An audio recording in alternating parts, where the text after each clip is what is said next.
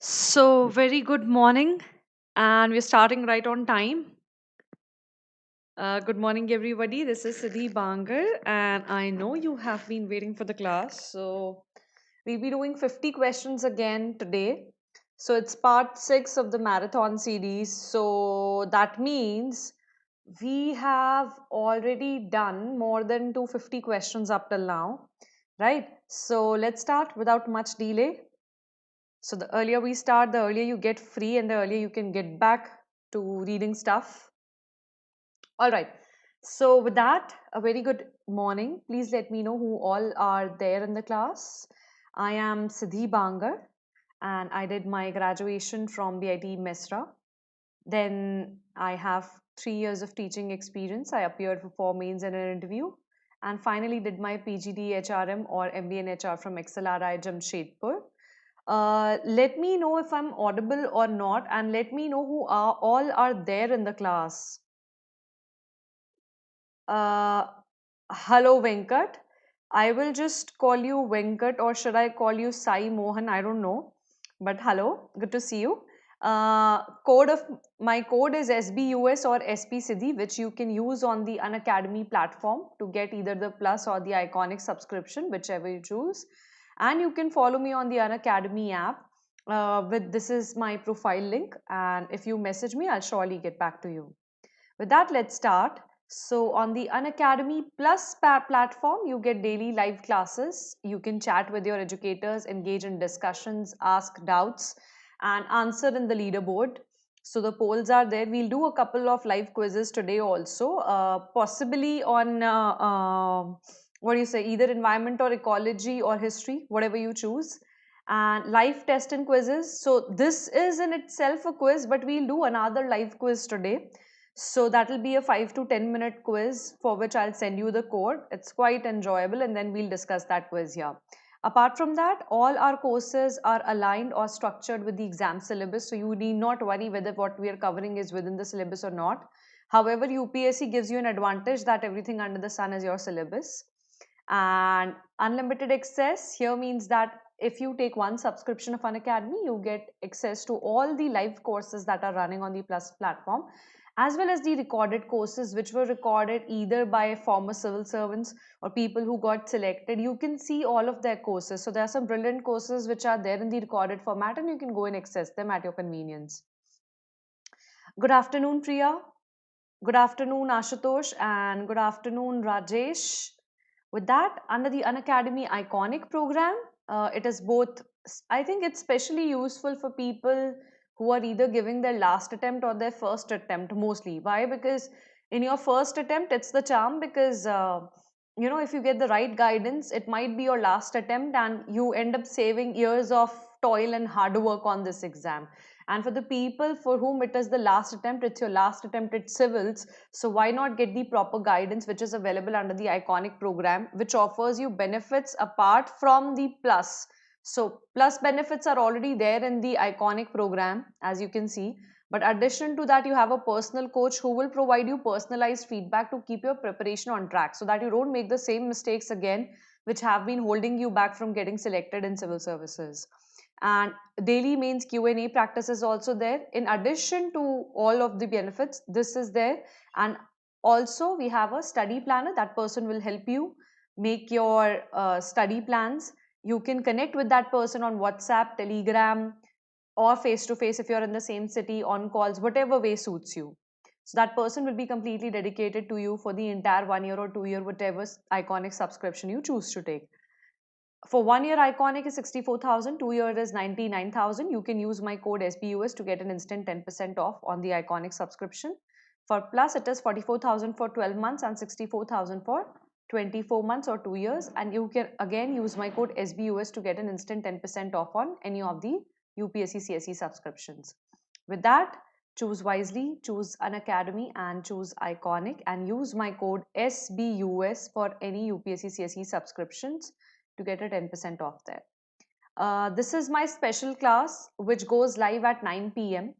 Right now it's happening alternative days because we are actually doing marathon sessions here on YouTube. So it's a similar prelims mini mock test series for current affairs, which happens on the Unacademy platform. Do come to the live classes because it gives you the actual feel of the platform. You need not buy a plus subscription for this. These classes are free. It's just to give you the experience of how the platform looks and feels like. With that, let's start. Rules of the game, pretty simple. Prelims are approaching, so let's focus on that. Let's try to strive our best for each and every mark that we can score. 20 to 25 seconds to read and 30 seconds to answer. Most importantly, enjoy the session. We're going to do some brilliant questions and I'm sure we'll make it through the prelims. With that, question number 1 on your screen, 20 to 25 seconds to read and 30 seconds to answer. Rajesh, are you not able to hear me? Is that better? Hang on. Wait, I'll just increase the volume.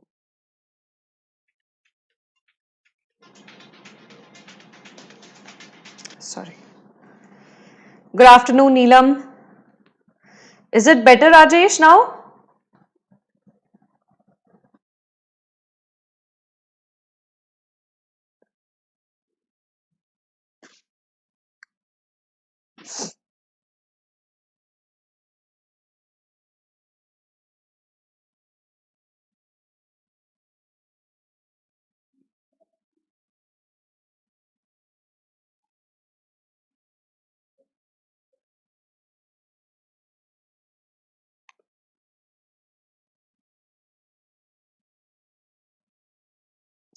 All right. The time starts now. I hope I'm completely audible now. Audible, right?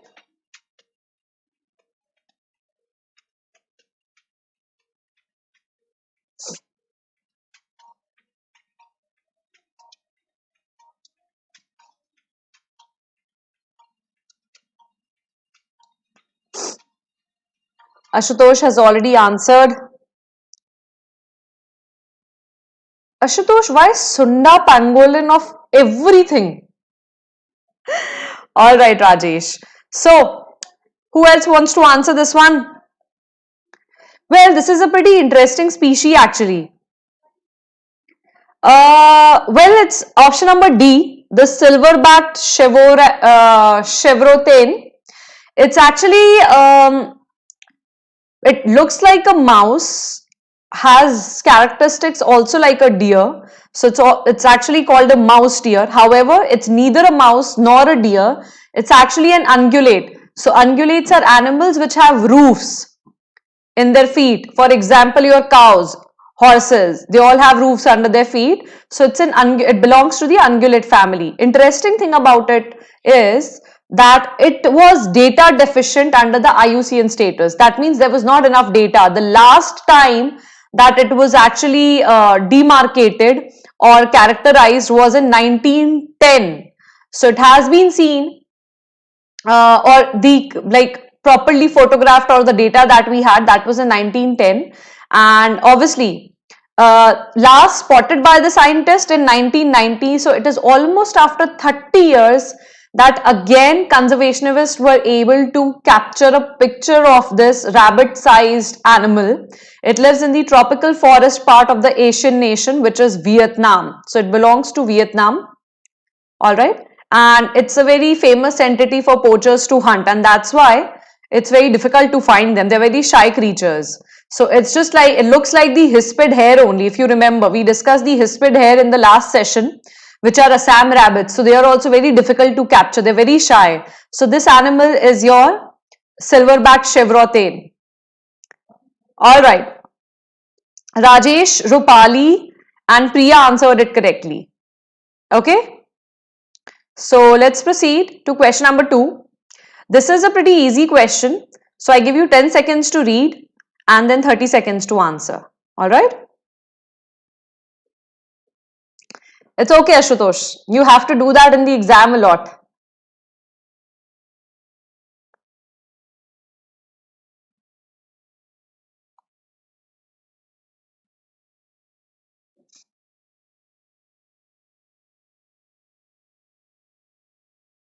Your time starts now.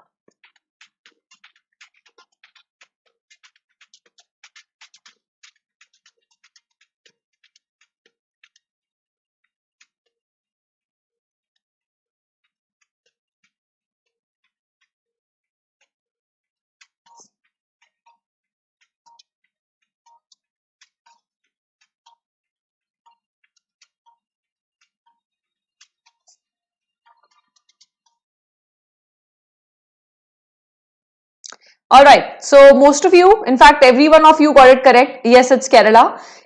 It's been launched by the Kerala government. KFON is basically Kerala Fiber Optic Network to provide high-speed internet to approximately 20 like BPL families. So that's a pretty good initiative. You can use this initiative if you want to write your mains examination answers. And yes, Kerala is the first state in India to announce the right to access the internet as a basic human right. All right. And not as a fundamental right, but as a basic human right to access the internet. Let's come to question number 3. It's regarding pneumonia. So I give you 20 seconds to read and 30 seconds to answer.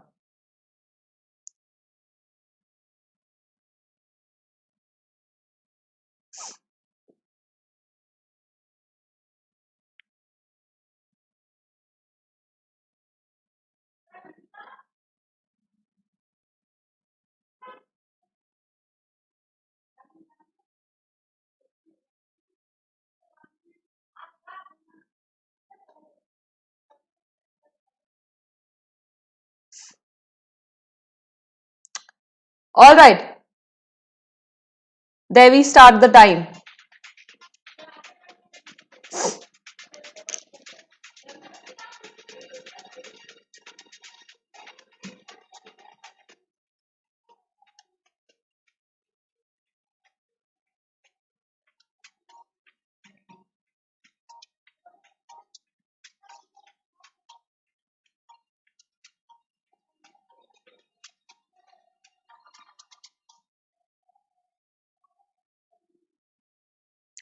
So who's answering this one?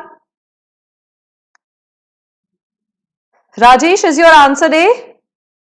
Yes, Rajesh has answered correctly. I think Kaveri also answered this one and Ashutosh also. It's option number A, which is correct. Not all such types of pneumonia can be treated with antibiotics. This I have spoken when I've talked about coronavirus also. Antibiotics actually fail against coronavirus because antibiotics are used for bacteria, right? So all the pneumonia which is caused by bacteria can be treated by antibiotics, but not viral pneumonia or fungal pneumonia. That cannot be treated by antibiotics. That's why option number 2 is incorrect. So basically, since 2009, November 12 actually is observed as one World Pneumonia Day.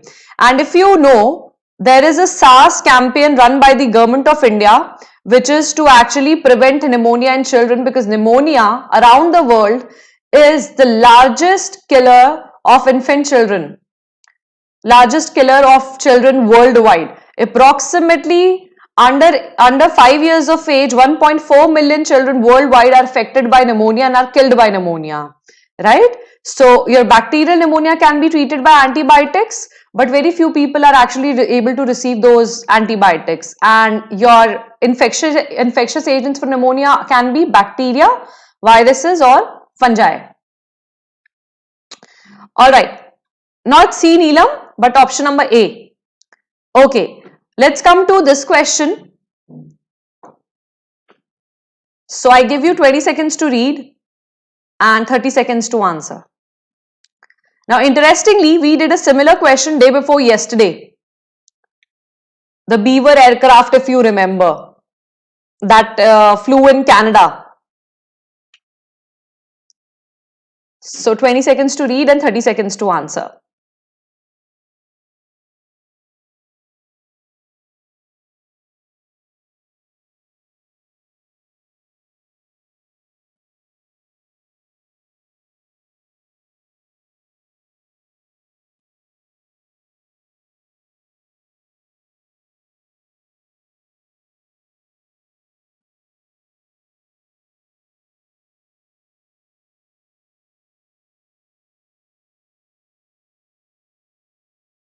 All right, your time starts now.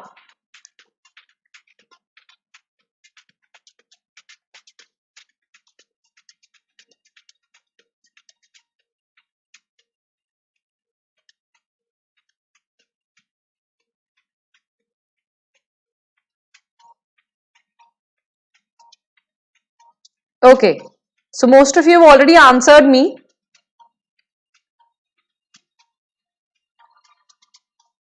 Option A is correct. Yes, it is the first all-electric experimental aircraft. Do you guys remember the Beaver that we discussed from Canada, which was also a commercial electrical aircraft, flew in Canada, I think Ontario. Okay, so let's talk about this. This is actually a very small experimental airplane that they're trying to power by electricity. So they have actually replaced the combustion engine, which is a traditional combustion engine, with electric cruise motors, so that the engine can run on electricity. So that will be better for environment. And obviously, if it is running on electricity, the engine will be quieter and more efficient. So this is actually being done by NASA and is located in California. All right, Rajesh, that was A. Okay, so let's come to question number 5. 20 seconds to read and 30 seconds to answer.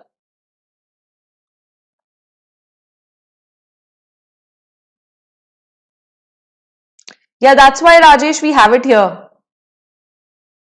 This is like very small bits of information that keep coming in the Hindu or the Indian Express.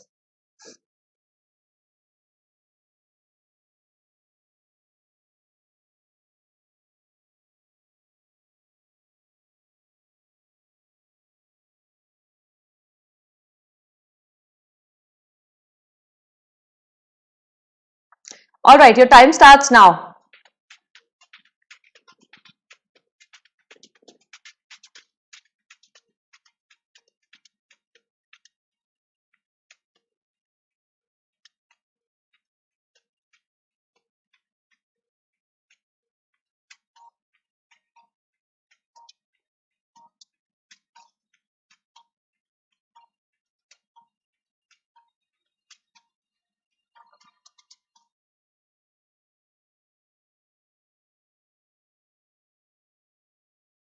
Okay, so any answers for this one? It's not C actually. Aditya is correct. It's option number A.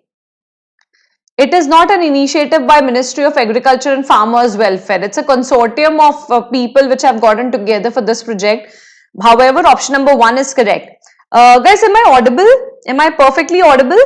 All right. So the National Sustainable Spice Program is actually a joint initiative of the World Spice Organization. That is also an arm of the All India Spices Exporters Forum. Spice Board of India, not the Ministry of Agriculture, and IDH, the Sustainable Trade Initiative, and GIZ Global Project of Germany. It's a very famous project of Germany. They've also collaborated with the Tribal Affairs Ministry in India.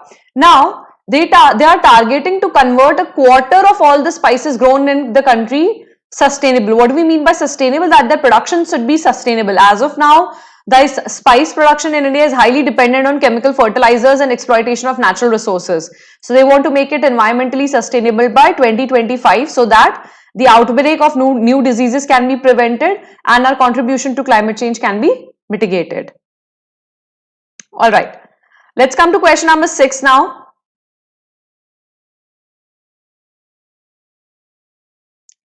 20 seconds to read and 30 seconds to answer.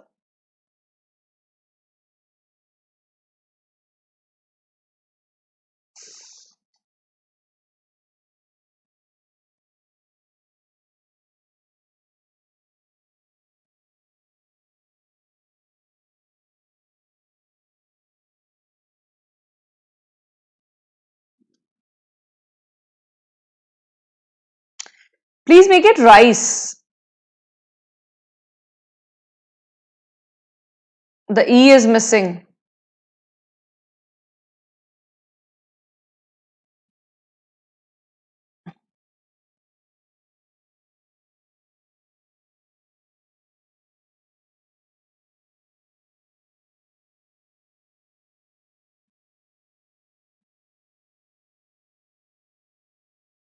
All right, your time starts now.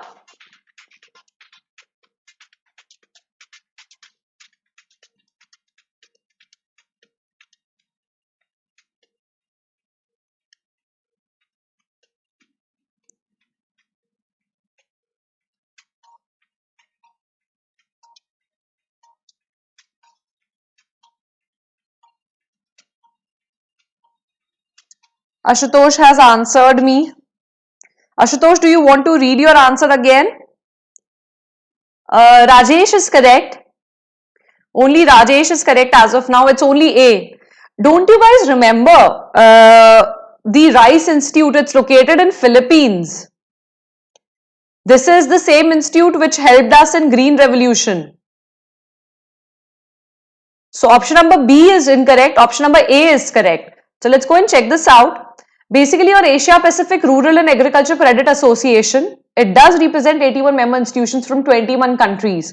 So they actually get together for mutual exchange of information and expertise in field of rural finance and rural credit. So, however, recently, the 6th World Conference on Rural Agriculture Finance was jointly organized by NABARD and the Asia Pacific Rural Agriculture and Credit Association recently in New Delhi. All right. And it is not the this credit institution, but it is the International Rice Research Institute, IRRI, which is based out of Philippines, which is actually dedicated, world's premier research organization dedicated to reducing poverty and hunger through rice science. This was the same organization which helped us in Green Revolution. Yes, right, right, Ashutosh. So let's move on to question number 7. This everybody should get correct. It's on the RTI. So 20 seconds to read and 30 seconds to answer.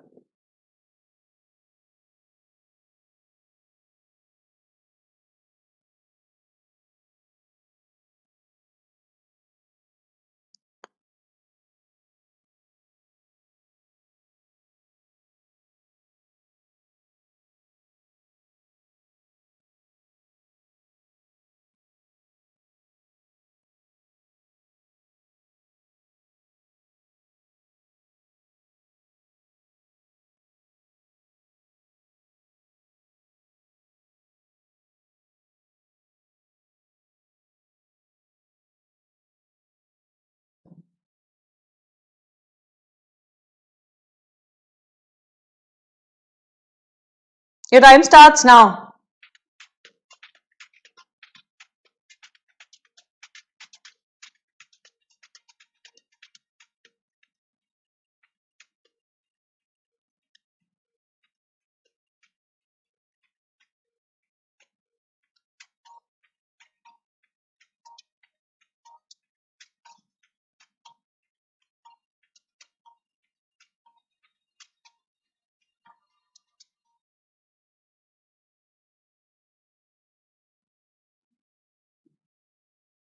All right.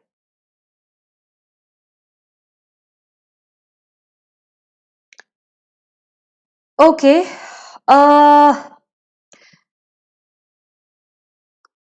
Ashutosh, why D? And why not A or C? So only Rajesh is correct. It's option number C actually. RTI is now applicable to whole of India, including Jammu and Kashmir and Ladakh. That happened in October after Jammu and Kashmir and all that act was passed and Article 370 was revoked. So this is correct.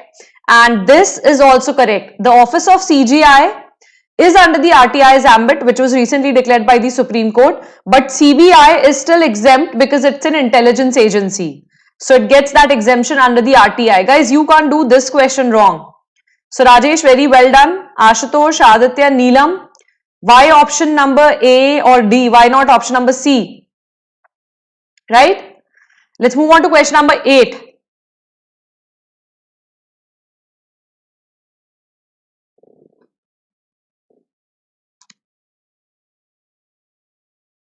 Okay, that's an amendment, so you can consider that, Ashutosh. My bad if it is not that clear, but we are actually talking about the present RTI, if you are asking.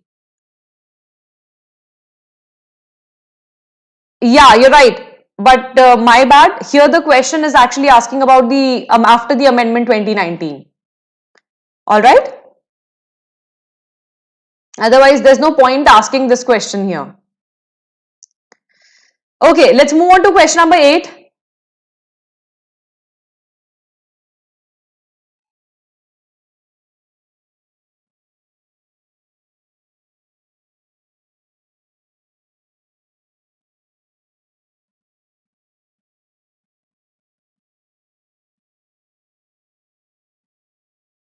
Time starts now.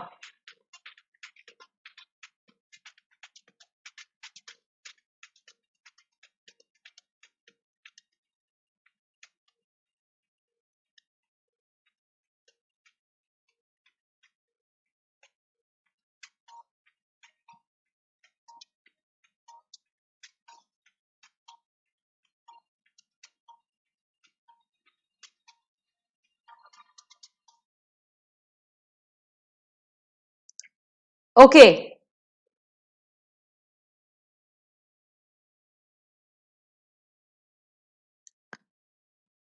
Aditya has answered both 1 and 2.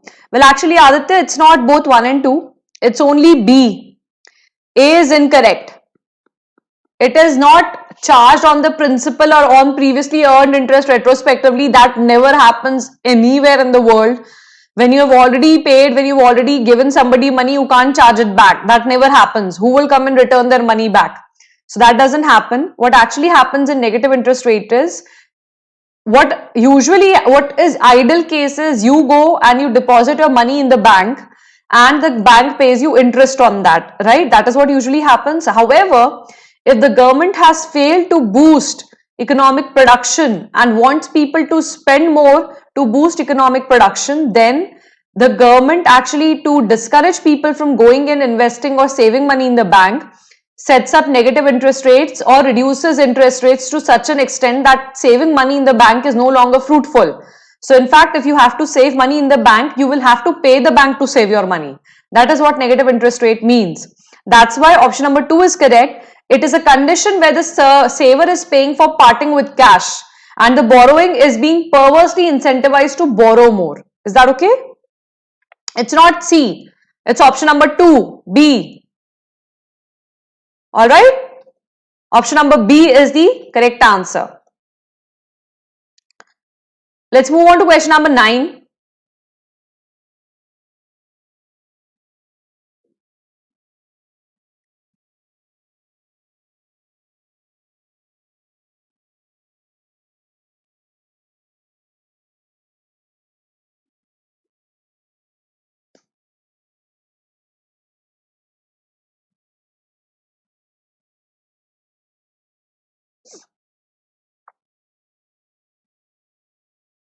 The negative interest rate questions we've already done.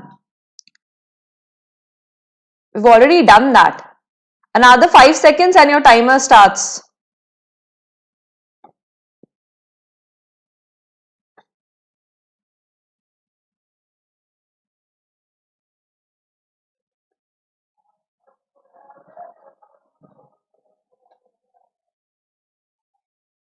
All right, your time starts now.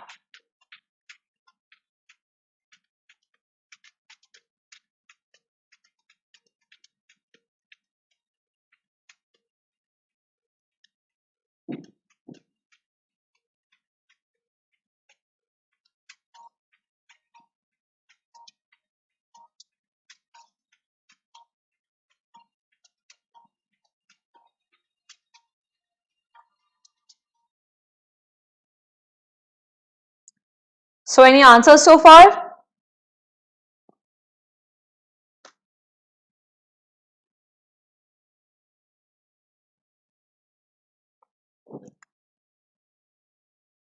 Anybody wants to answer this? Okay. Rajesh, your preparation is pretty good. Your answer is correct. It's option number C. Both option number 1 and option number 2 are correct. As per the existing constitutional mandate, Speaker cannot disqualify any member for the entire 5-year term of the House. That he cannot do. And obviously, a person disqualified under the 10th schedule, so he is disqualified for joining another party. So you might take away his seat, but you cannot make him non-eligible to contest a re-election to that constituency. That person can do on another party's ticket, and that's what has been happening. So it's common knowledge. So option A and B both are correct. That means the correct option is option number C. Option 1 and option 2 both are correct. So Rajesh, Ashutosh and Neelam, all three of you are correct. What happened to others? Kaveri? And who else are there? Please let me know who else is there, because I can see 11 people watching but only 4 people answering. If you're not answering, then you will not get this correct. Okay? Alright, let's move on to question number 10. This should be pretty easy. I'll give you 15 seconds to read and 30 seconds to answer.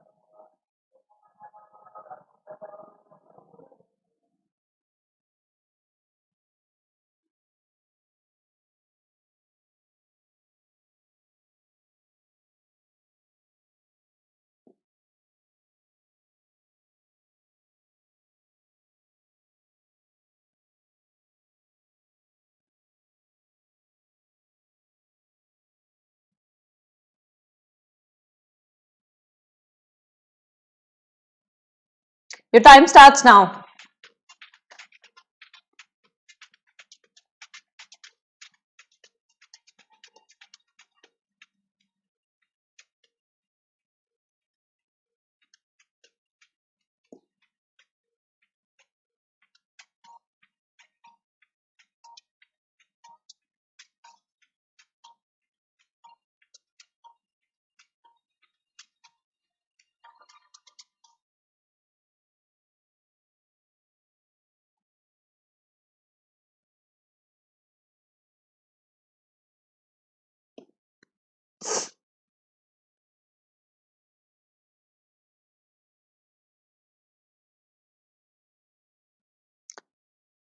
Rajesh, very close. Neelam, I guess, is right.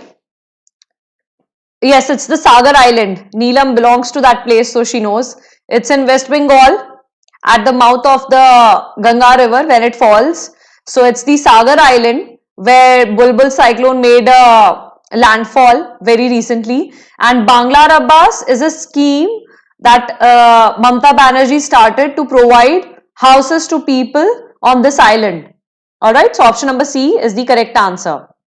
Neelam, your answer was correct. It's option number C. I don't know why you keep retracting your answers. Stop doing that. You won't get that chance in the exam. Because when you mark the options there, you mark it with a pen. So stop doing that. Have faith in whatever you have done. Alright? Aditya, it's option number C. Ashutosh, you're correct. Alright, let's move on to question number 11. 15 seconds to read and 30 seconds to answer.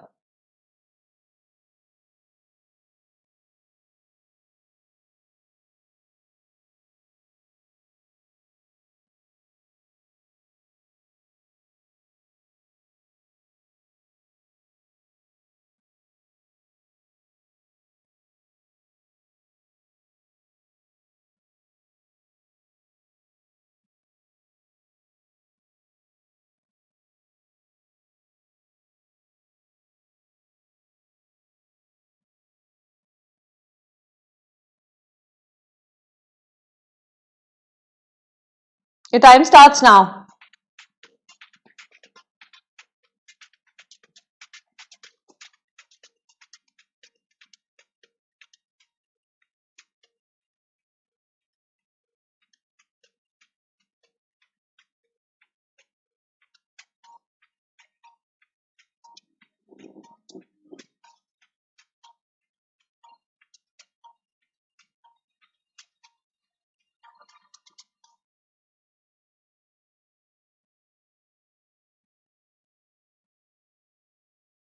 Alright.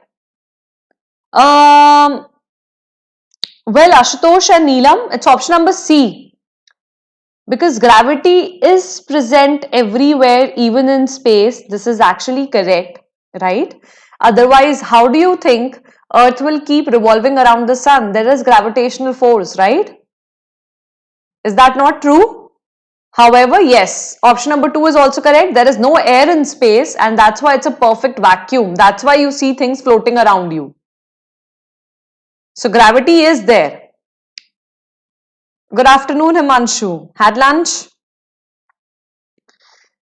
Gravitational pull of the planet exists. It just reduces because of the distance. You remember? It is G m1 m2 upon r square, right? So as the distance increases, the gravitational forces just become weaker. It does not cease to exist. And gravity causes every object to pull every other object towards it. The gravitational force is universal. Otherwise, why would the black holes be there if there is no gravity in space? However, since the gravitational pull reduces or almost a zero, it's called microgravity, right?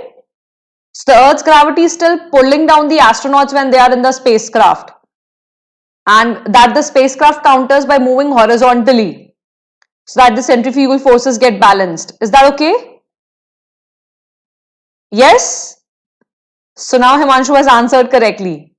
Alright. Let's move on to question number 12. So don't make mistakes in questions like these. Alright. Okay, this question we have recently discussed. So everybody should get this correct. We just discussed it. Good afternoon, Himanshu.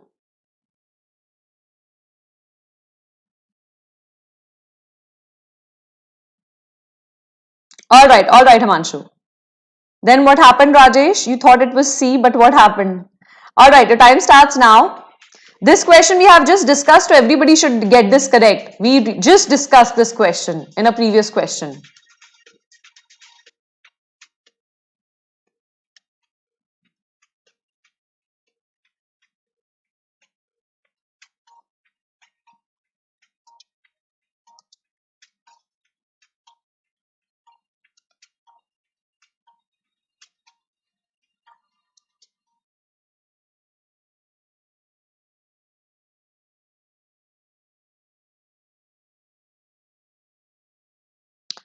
Alright, Ashutosh has answered me, and that is also incorrect.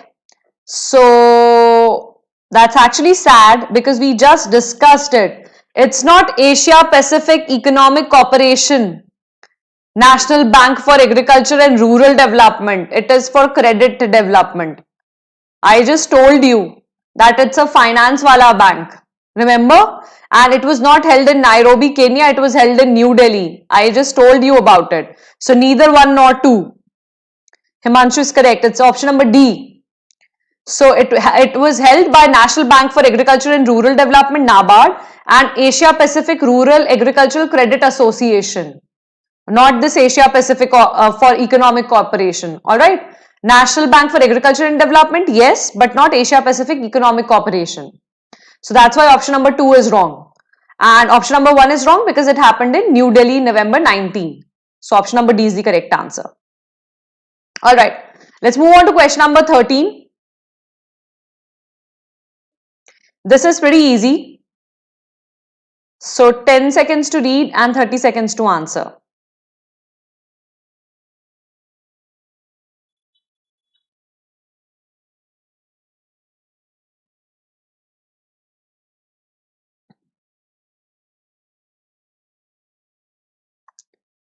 Alright, your time starts now.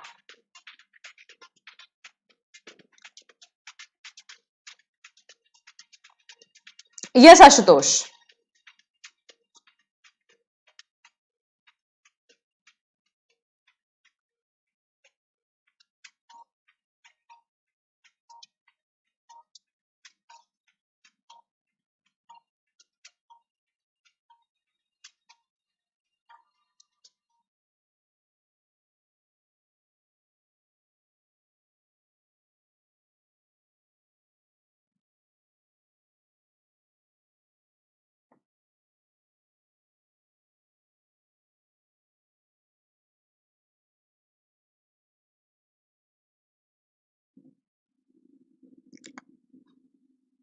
Alright.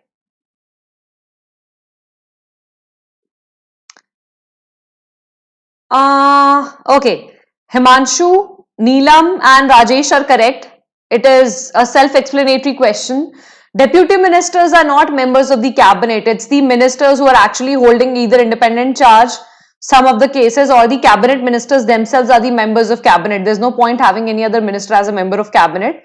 And yes, parliamentary secretaries often hold the rank of a minister of state. That is also true. That's there in the precedence list which you have in the India yearbook. So Ashutosh, Rajesh, Neelam and Himanshu all are correct. Let's move on to question number 14. I give you 10 seconds to 15 seconds to read and 30 seconds to answer.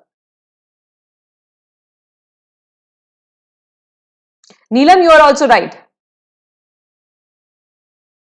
Aditya, are you able to follow us? I'm seeing you in my class for the first time. Glad to see you, but are you able to follow? We are moving at a quicker pace because we have to complete 50 questions. And then you guys have to go back and prepare for civils also. Alright, the time starts now.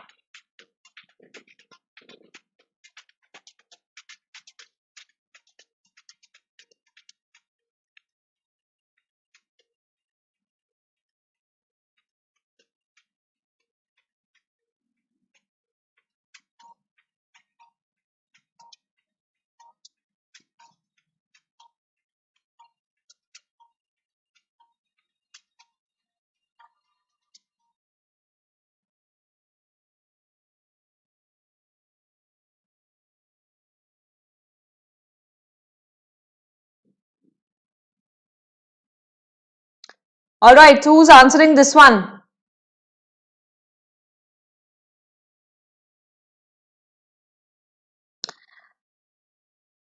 Yes, Neelam and Vikram both are correct. It's option number B. Brown bear and Malabar civet both are also critically endangered. All three species listed here today are critically endangered species of mammals that are there in the IUCN Red List. So let's look at them.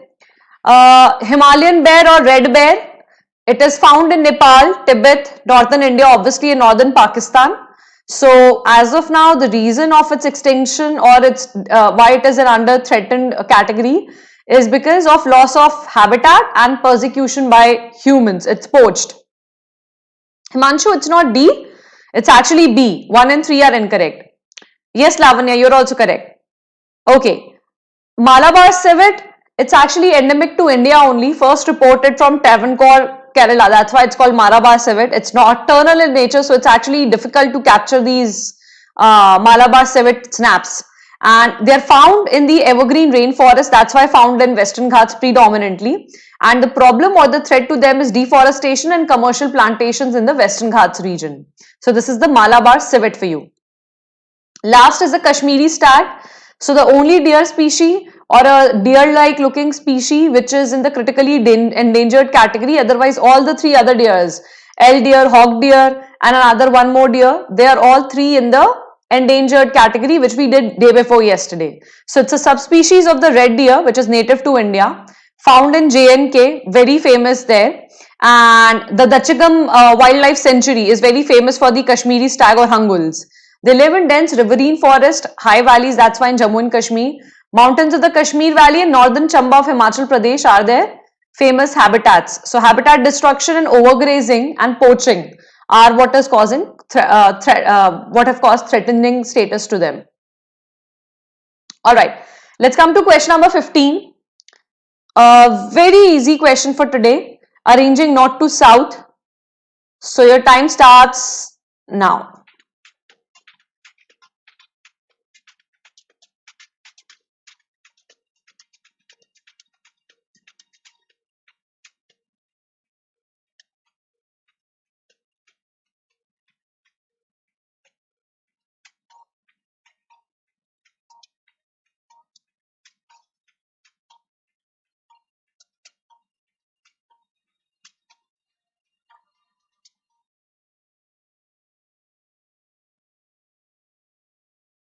This should be pretty easy. Any guesses till now?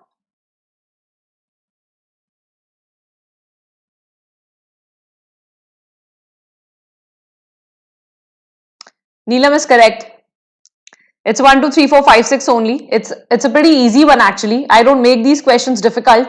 It's just to keep revising the map. Yes, everybody is right. Ashutosh and Himanshu are also correct. So let's just look at them. Where are all these things that we're talking about?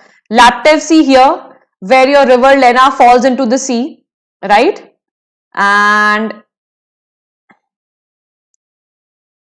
then comes your Altai Mountains, which is the basis for your Yenisei River. Yenisei River rises in the Altai Mountains, right? Then you have your Gobi Desert between Mongolia and China. Mongolia and actually accessing the other Central Asian republics. Deccan Plateau. Let's come to the Coral Sea. As I told you, Coral Sea will be somewhere near the corals. Where are the largest coral reefs found? That's in Australia. So this is your Coral Sea here. Is that okay? Sanjay, it's not B, and Rajesh, it's not C. It's option number D. Since you both haven't been doing maps with me, so you'll find it a little difficult. And your Lake Baikal is here, just above the Altai Mountains, which is also a source of the Lena River. So Lena River rises in the Baikal Mountains. We have done this in the Unacademy sessions where I'm covering the world rivers. All right? Okay. So if anybody has any doubt, please let me know. Else we'll move on to question number 16, which is the easiest question for today. So your time starts now.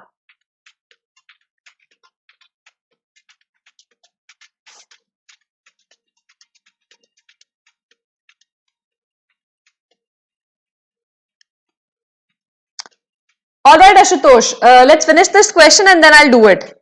Okay? I will do that. Let's finish this question and then we'll go back to it so that you can see it.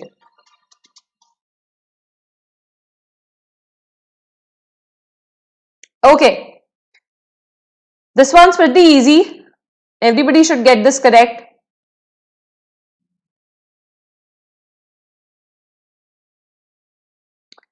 Rajesh, the answer is incorrect because savannas are tropical grasslands, not temperate grasslands. Savannas are very, very famous African grasslands. In fact, the entire India wala thing is also savanna climate, right? So it's option number C. Neelam, Himanshu have answered it correctly. It's option number C. Steppes in Russia, pampas in South America, and downs in Australia. All are temperate grasslands. This is a simple geography NCRT question, 6th standard geography NCRT question. All right. Yes, Lavanya, you're correct. Supong, you're also correct. Sanjay, you're correct. All right. Let's go to the map question. You wanted me to highlight it, so I'll do that.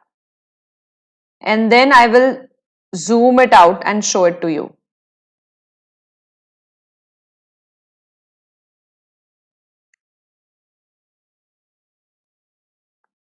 Is this visible now? This is the Laptev Sea here. This is Lake Baikal here. Altai Mountains closely following them, nearby the Mongolia and the Central Asian Republic region. You have the Gobi Desert, properly in Mongolia.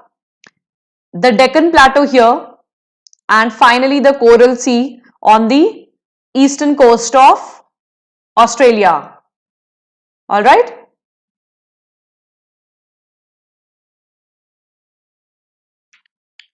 Okay, let's move on to question number 17 now.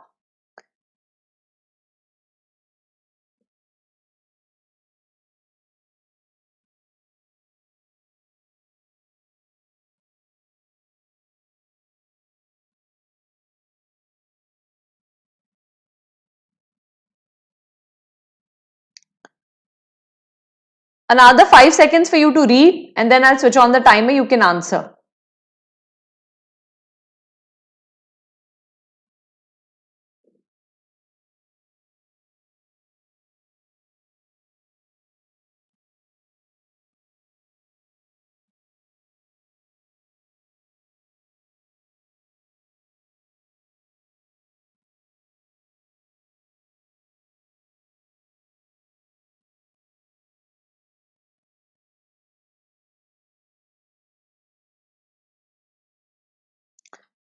The time starts now.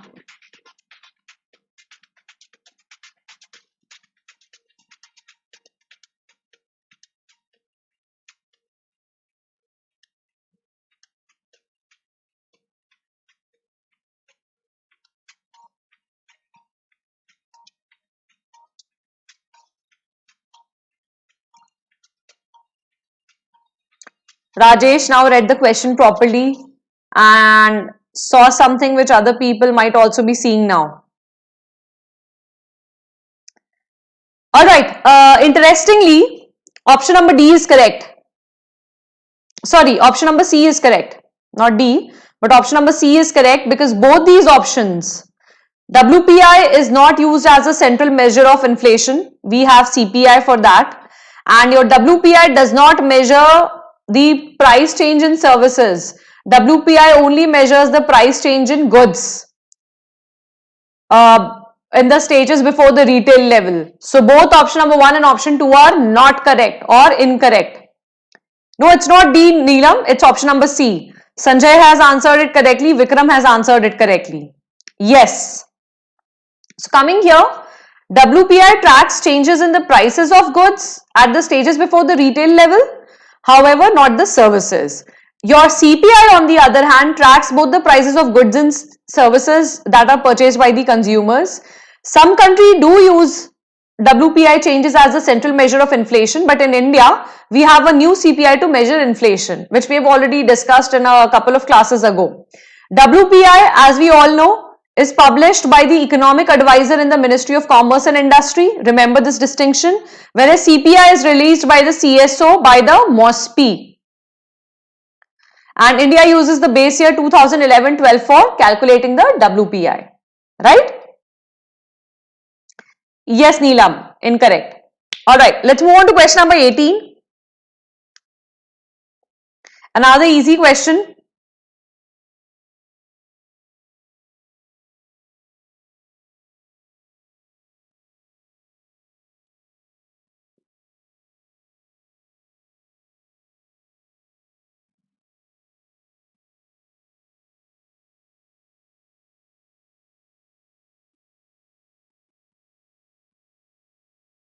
Your time starts now. Yes, Rajesh, tell me, what is the confusion?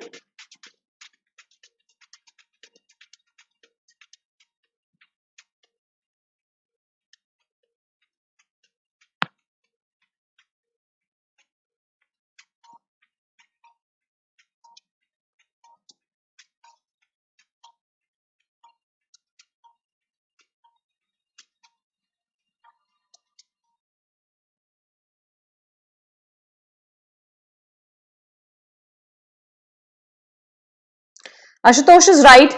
It's option number A. Yes, it has been. It's a flagship initiative taken by President Emmanuel Macron of France. They recently had a second summit in November 19, right? So it is an international event on global governance, multilateralism, which is annually held in Paris, France. So the second event happened just now. And no, it is not under the ambit of UNFCCC. And the theme, there are five or six themes under the Paris Peace Forum. So let's go and check this. So option number 2 and 3 are incorrect. Only option number 1 is correct. Yes, Neelam is correct.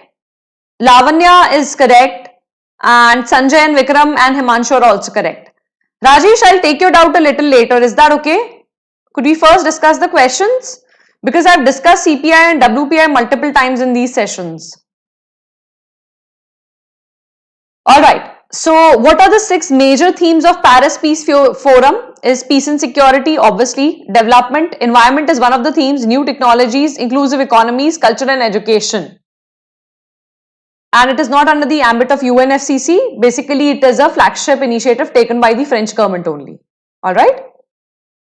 Okay. Let's move on to question number 19. This mission also we have already discussed when we discussed the asteroid Bennu. If you guys might be remembering, we discussed the asteroid Bennu where NASA has sent its spacecraft to collect the soil from Bennu. So we had discussed Hayabusa 2 then. So another 15 seconds to read and 30 seconds to answer.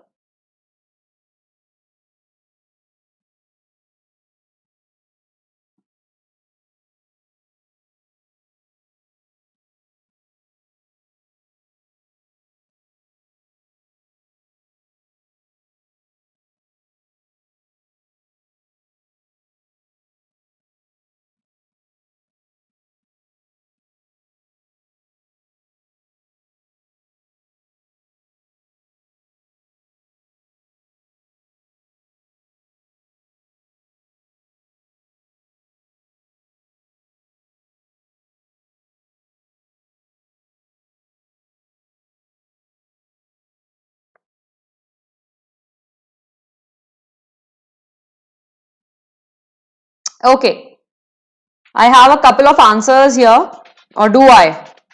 Rajesh, to answer your query, CPI does include goods and services, whereas WPI only includes goods. You can go and check the definitions online also, but that is how the distinction is made. So, new information for you, but that is how it is. All right. Question number 19, folks.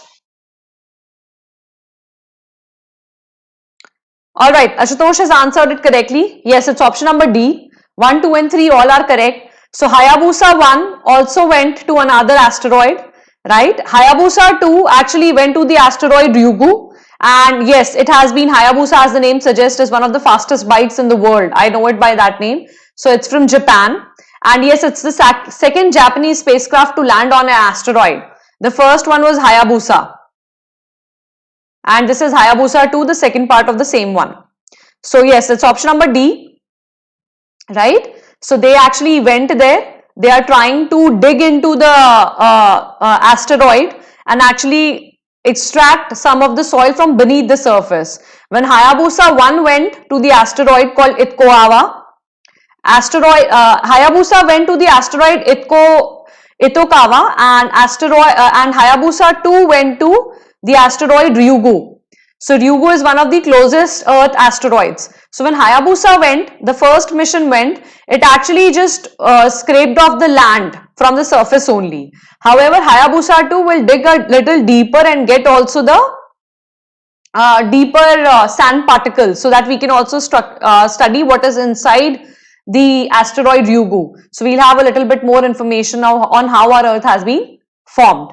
So that is the difference between Hayabusa and Hayabusa 2. But both the missions have been done by Japanese Space Exploration Agency. Let's come to question number 20.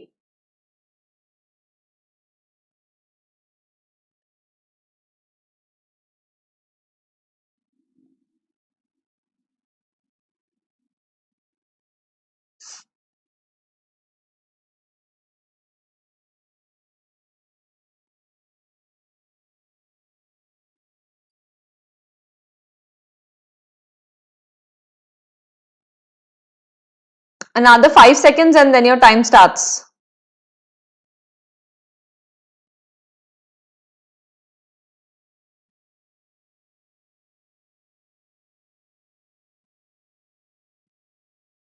There you go.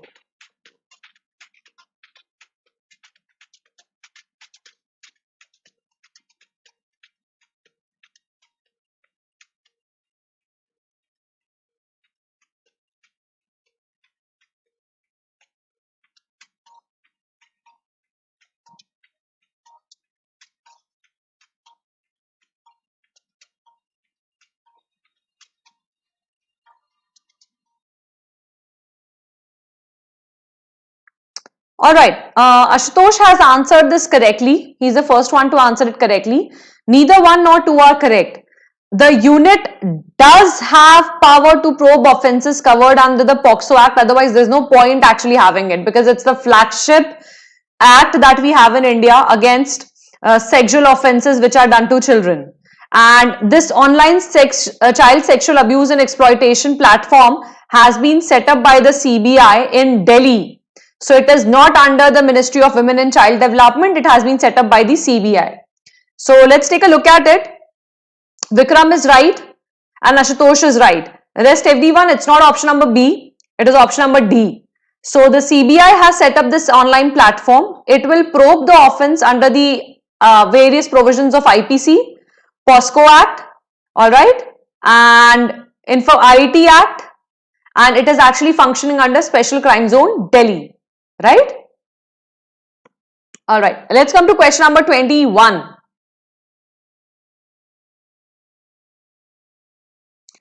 Himanshu, okay. Himanshu, I'm not seeing answering anything now.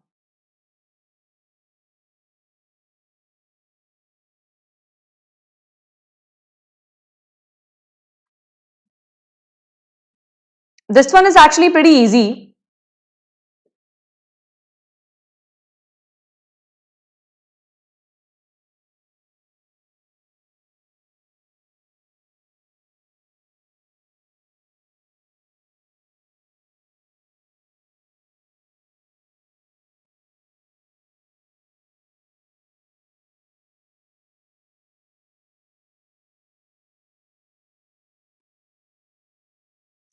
Your time starts now.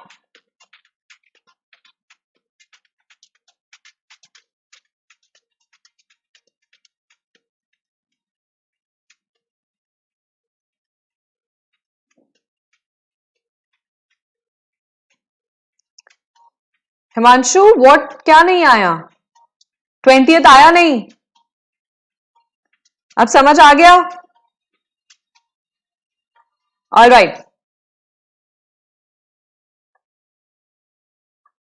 Ashutosh you want to read the question again anybody wants to read the question again because the correct answer is option number B so nobody has answered me this correctly basically we are asking about the incorrect option so option number B is incorrect option number 1 is correct the Siddhi River Bridge is actually a part of the Trans-Arunachal Highways. A lot of construction activities right now going on in Arunachal. That's why we also had seismic studies there to check out if, because Arunachal is a highly earthquake prone zone, to check out what kind of seismic activities happen there so that before building an infrastructure, very sure how to build the infrastructure there. So your Siddhi River Bridge is actually located in the lower Debang Valley, which is one of the tributaries of the Brahmaputra. And it's not under Project Indra, but under Project Brahmank. Alright. So it's option number B. Ashutosh, I think, changed his option now. Himanshu, 21 is option number B. Alright. So let's discuss this. This was inaugurated somewhere in November, December. And it's a 200-meter long bridge between Jonai, Pasighat, Ranaghat, Roing Road. And it will provide connectivity between Debang Valley and Siang. So they're all places in Arunachal. So people from Northeast might be knowing it better. Importantly, it is being constructed under Project Brahmank of the BRO Border Roads Organization. Right now, I'm not showing you each and every map. Otherwise, it would have been easier to actually understand this. But then it will take a lot of time to do that. That's why I'm not showing you a lot of maps because now we don't have much time for explanation.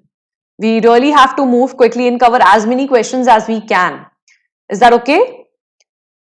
So it's a pretty strategically built bridge and it will be a part of Trans-Arunachal Highway. So it will increase our access to the northeastern frontier region. Yes, Ashutosh. Obviously, given the times of BJP, it can't be Indra at least. Okay, let's come to question number 22. It is related to the similar project, but a different question. So 15 seconds to read and 30 seconds to answer.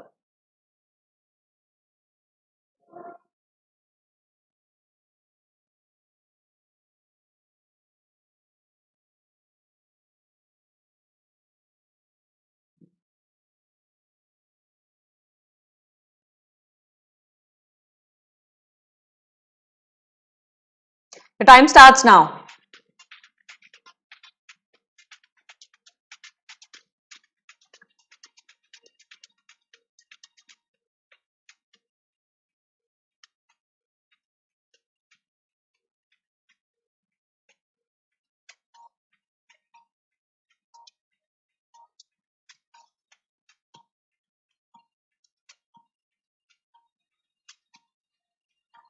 It's okay. Come in, Abhishek.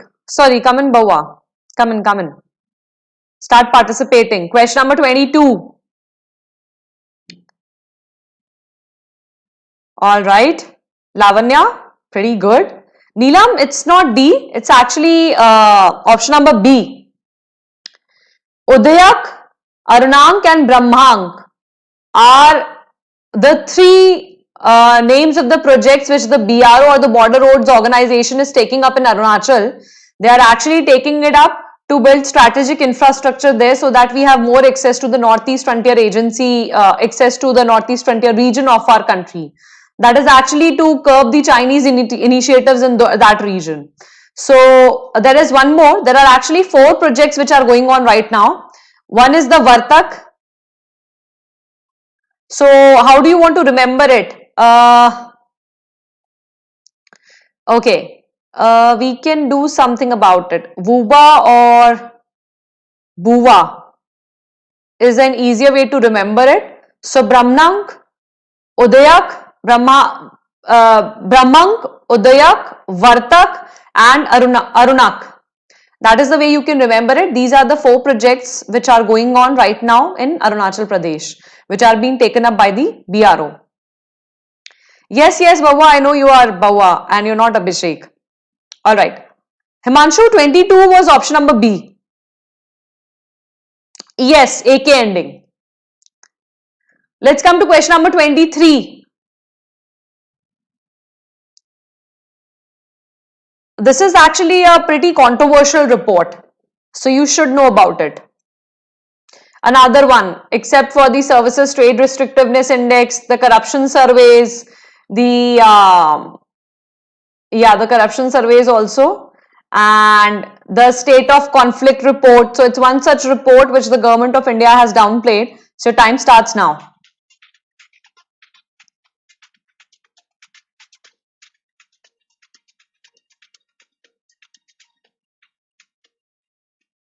Bawa, where is Abhishek?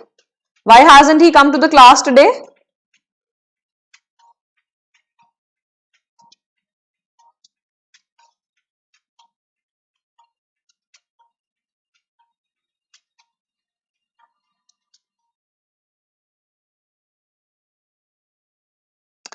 Okay, so who's answering this one? Rajesh, is actually option number D. All the 3 organizations, World Bank, WaterAid and ILO, they have come up with this report, Health, Safety, Dignity of Sanitation Workers report. All of the above. Alright. So Neelam, Himanshu, Ashutosh, Lavanya, it's option number D. They have jointly authored the report, International Labour Organization, WaterAid, World Bank and WHO. There are 4. 3 W's and 1 I. 3 WI. World Bank, WHO and your WaterAid. Okay, plus your ILO. So they are actually saying that India, despite you are having laws, despite international clamoring that manual scavenging as a practice should be banished, has not been completely curtailed in India. So the government actually completely downplayed the report. In fact, did not even, let it be highlighted or discussed in the media. So the report has been completely forced to go underground. That's why this report was in news. So it's option number D. Alright. Supong, it's option number D. Can you tell me, Supon, which place are you from? A lot of people from Northeast today. Alright. Let's come to question number 24. This should be pretty easy. The Bali Yatra. He's very famous in one part of the country.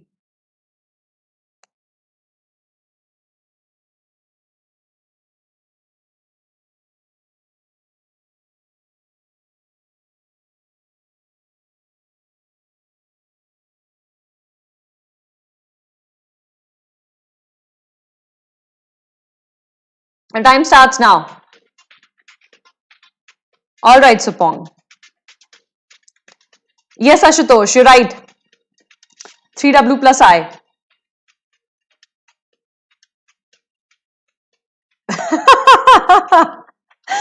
Bawa, he was not able to participate in the quiz. I asked him that yesterday was a trial run.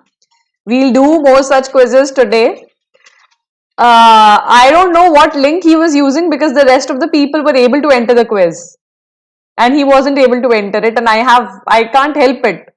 I can't help him get to the links. I can send you the link, but I really can't click the link for you. Alright. Yes, Lavanya, Neelam, Ashutosh, Supong, you're correct. It's option number D. In fact, interestingly, Odisha has this very, very old practice of Bali Yatra, which means earlier also the traders used to set sail for Bali for their trade and other purposes, trade and culture purposes. So they're still actually continuing this process. So it's organized at the banks of the river Mahanadi every year in Kartik Purnima. Kartik is the November month. So according to the Odia calendar, so people start set sail or they actually celebrate the trade and culture or the cultural exchanges between Indonesia and India. So a pretty good initiative. And I do think I would actually like to visit this festival sometime in November or maybe this year itself if the coronavirus crisis subsides a little. Alright. Ashutosh, it was there on the group. So it was a live quiz. We'll do it today also, don't worry. Alright, we'll do it today also. Okay, everybody answered it correctly. So pretty good. There are a couple of questions which everybody answers incorrectly, but at least there are some questions which everybody answers correctly. So pretty happy about that. Let's come to question number 25 on the same note. And let me know when you guys want to go for lunch. If you want to go for lunch at 2 o'clock, then we'll go at 2 for lunch at 2 o'clock. Alright? Okay. Question number 25 on your screens. Another 10 seconds to read and 30 seconds to answer.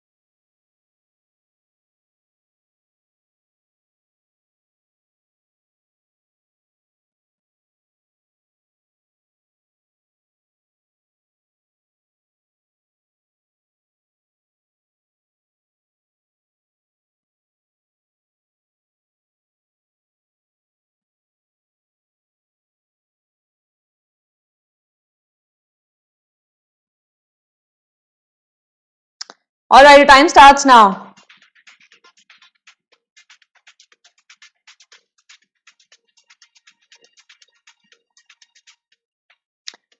Bawa, I'll tell you honestly, I have better works to do than block my own students from accessing my classes. It's not gonna help me. Regarding the thing that you're not able to download the videos, I think that has been disabled by Unacademy itself. Recently, that was an initiative that has been taken by the Unacademy people to prevent piracy. So they have restricted the access of downloading the videos. Other than that, what is happening with him, I have no clue. Because restricting your access is something that I can't do. It's done by Unacademy. I can only restrict your access to the class that I'm having. And that too, either here when you are attending the class with me or on Unacademy only when you're attending the class with me, and that too only when you're spamming the group or you are misbehaving. And I don't do block people. You all know that. You guys have fun with me. A lot of people are there who actually end up irritating me, but I don't block people. I ask them to leave the class. So, and with Abhishek, I will never do that. So, if still he wants to be angry, he can be. But I can't take responsibility for something that I've not done. And it's his loss. If you are missing your classes because you don't have an anger management, then it's your loss. Alright. Coming to question number 25. Yes, it's option number C actually. It is under the ministry. It was announced. It's a joint venture by WCD or Ministry of Women and Child and Development plus Bill and Melinda Gates Foundation. So they have started it already. Yes, it is a repository of diverse crops from across 128 agroclimatic zones that we have in India. Basically, what they are trying to do is, they are trying, just like we had the INDARE. Do you guys remember we discussed the INDARE initiative yesterday? Yesterday or day before yesterday, which is a repository of articles or case studies really regarding air pollution in India for better research purposes. So similarly, your Bharatiya Poshan Krishi course is a repository of diverse crops so that you can fight malnutrition. And however, as of now, this entire project will be around 12 high focus states so that the social economic indicators or the food security indicators can be brought up in those states. Is that okay?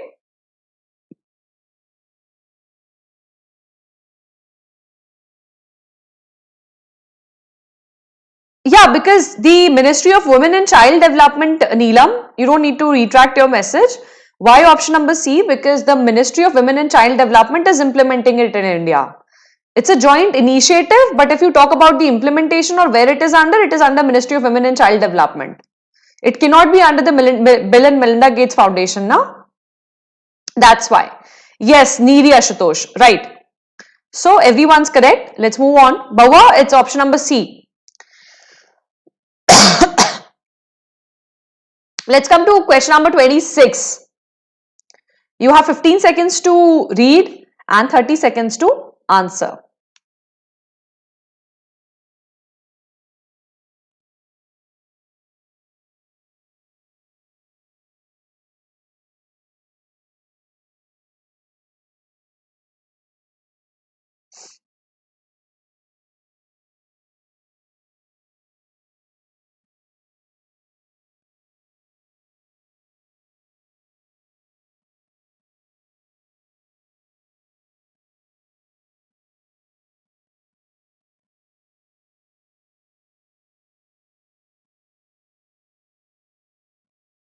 Your time starts now.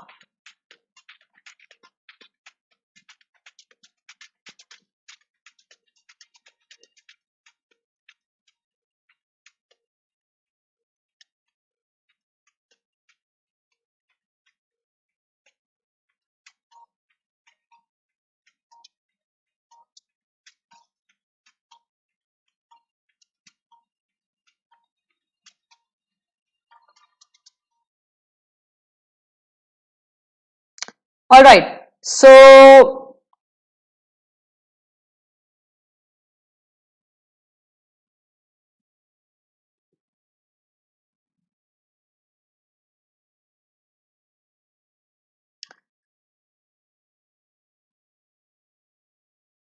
sorry, what happened between Neelam and Bawa? What is happening, guys? Is everything okay? All right. Coming here, well, interestingly, only option number A is correct. Only option number 1 is correct. Yes, your household consumer expenditure survey. It does collect information regarding expenditure on consumption of goods and services, food and non-food consumed by the households. It is not carried by the Niti Aayog. It is carried by NSO or NSSO, right? Interestingly, I think I'm sorry, there is no C option. There should be 1 or 2 and both. Okay, but it's not both. I don't know what's happening with them. Any which ways, not a problem, Bawa. Let's come here. So, option number A is correct. Now, guys, please focus. Could you please focus? Himanshu, it's not D, it's actually A. So, what happened was the Household Consumer Expenditure Survey, it came for 2018. Now, this survey, which is conducted by the NSO, National Statistic Office, is used as a basis for 3 things. First, poverty calculation, all right, your base year for GDP, and overall consumption statistics. That how is the consumption going on around the country. So, if you are, and sorry, one more, inequality, that is the Gini coefficient. So, since this survey is extremely important, this survey for the first time in the history of India since NSO was set up in 1950, this survey was actually scrapped by the government. Why? They said we don't have quality data. However, the known sources or what actually came in the newspapers was the government scrapped the entire survey because the survey said that consumer expenditure or consumer spending has been declining consistently. Now, if government releases such kind of report and if consumer expenditure is actually declining, that means people are not getting enough money. That means either people are falling below the poverty line, there is a huge inequality that majority of the country is not able to buy stuff, there is high inflation and the economy is in shambles. So no government would like to actually release such kind of a report. That's why the entire thing was criticized. The BJP government was highly criticized for it, right? So what macroeconomic indicators are there? That's poverty and inequality, and it is used to set up a base year for calculating your GDP growth. So now they will be doing another round of the household consumer expenditure survey for 2020-21. Is that okay? All right. Understood, Himanshu? Everybody? Let's move on to question number 27. Priya, it's option number B. Sorry, option number A, not B. So Priya and Vikram are correct. And all right. You have another 15 seconds to read and 30 seconds to answer.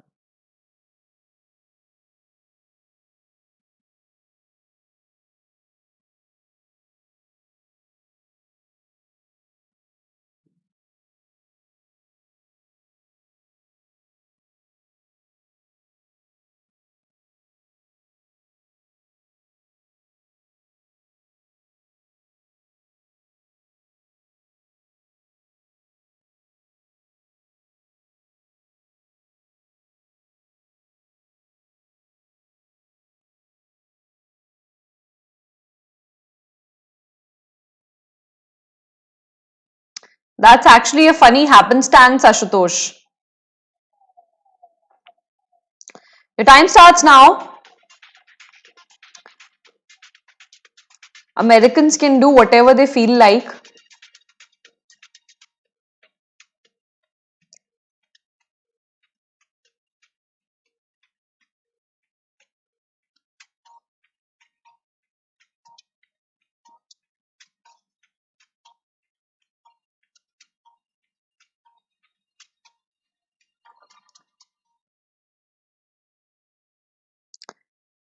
Yes, Ashutosh, Supong and Vikram, Neelam, Himanshu, all are correct. Yes, it's option number B.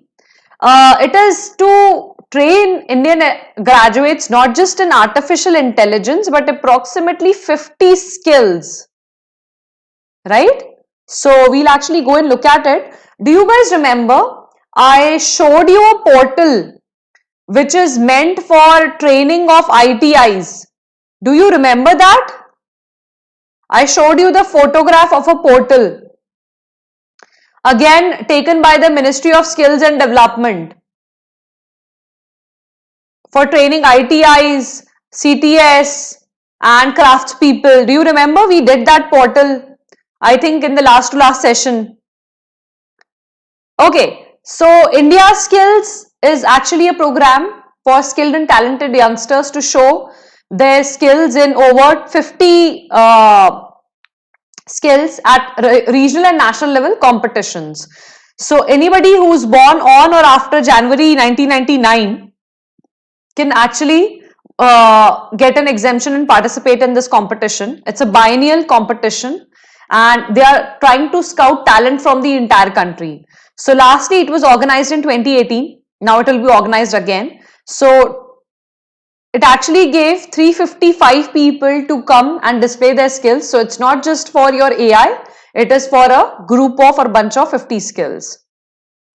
Let's come to question number 28. Yes, not exactly the National Skill Development Corporation portal. I think there was some name to it, Priya. There was a different name to that portal. I'm forgetting the name of that initiative, which is there especially for the ITI people. I will let you know. All right, let's come to the signal fish. Your time starts now.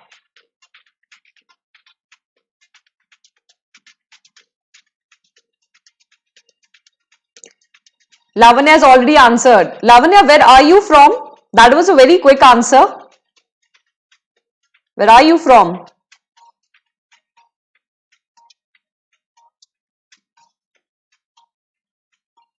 Yes, Lavanya, I know. You've answered correctly.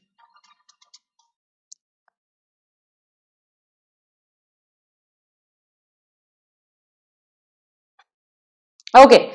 Yes, it's the Kerala coast, and the species which they actually discovered at the Kerala coast is world's largest signal fish. This is how a signal fish actually looks like.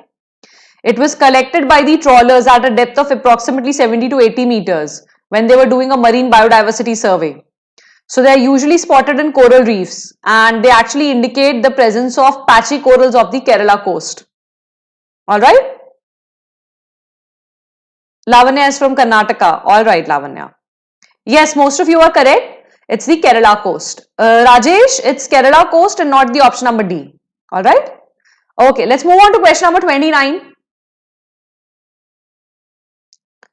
15 seconds to read and 30 seconds to answer.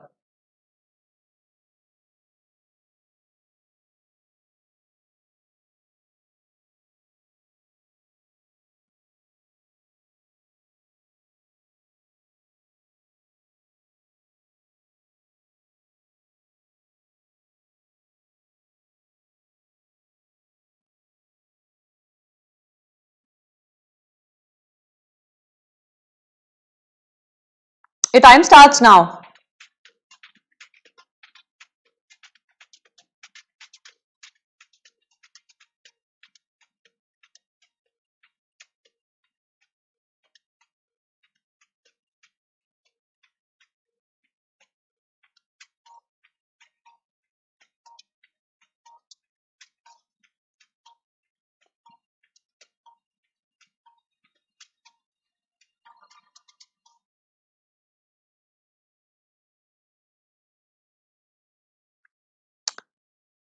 Ashutosh, I will, actually see, let's discuss question number 29 and then I'll answer your query also.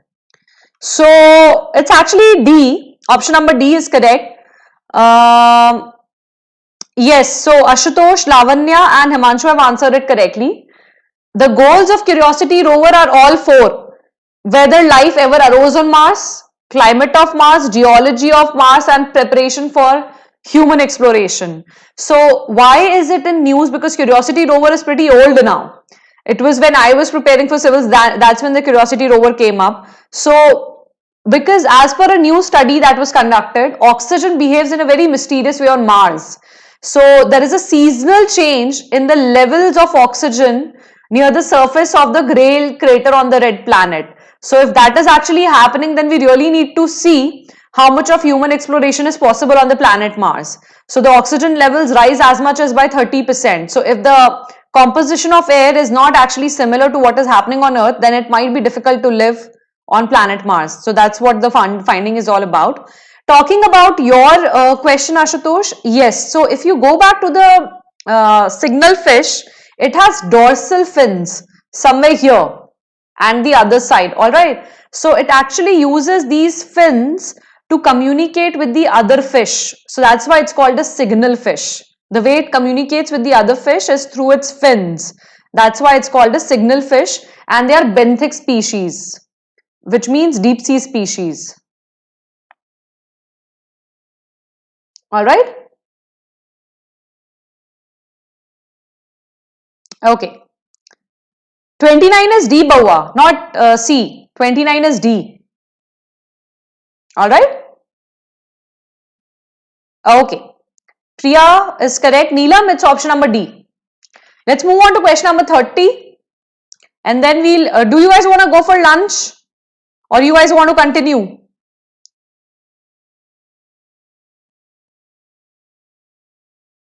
If you want to go for lunch, then we'll do question number 13, go for lunch. If you want to continue, then we'll continue.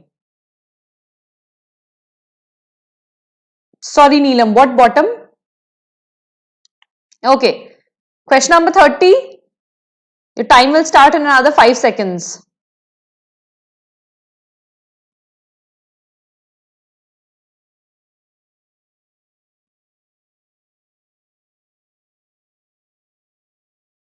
The time starts now.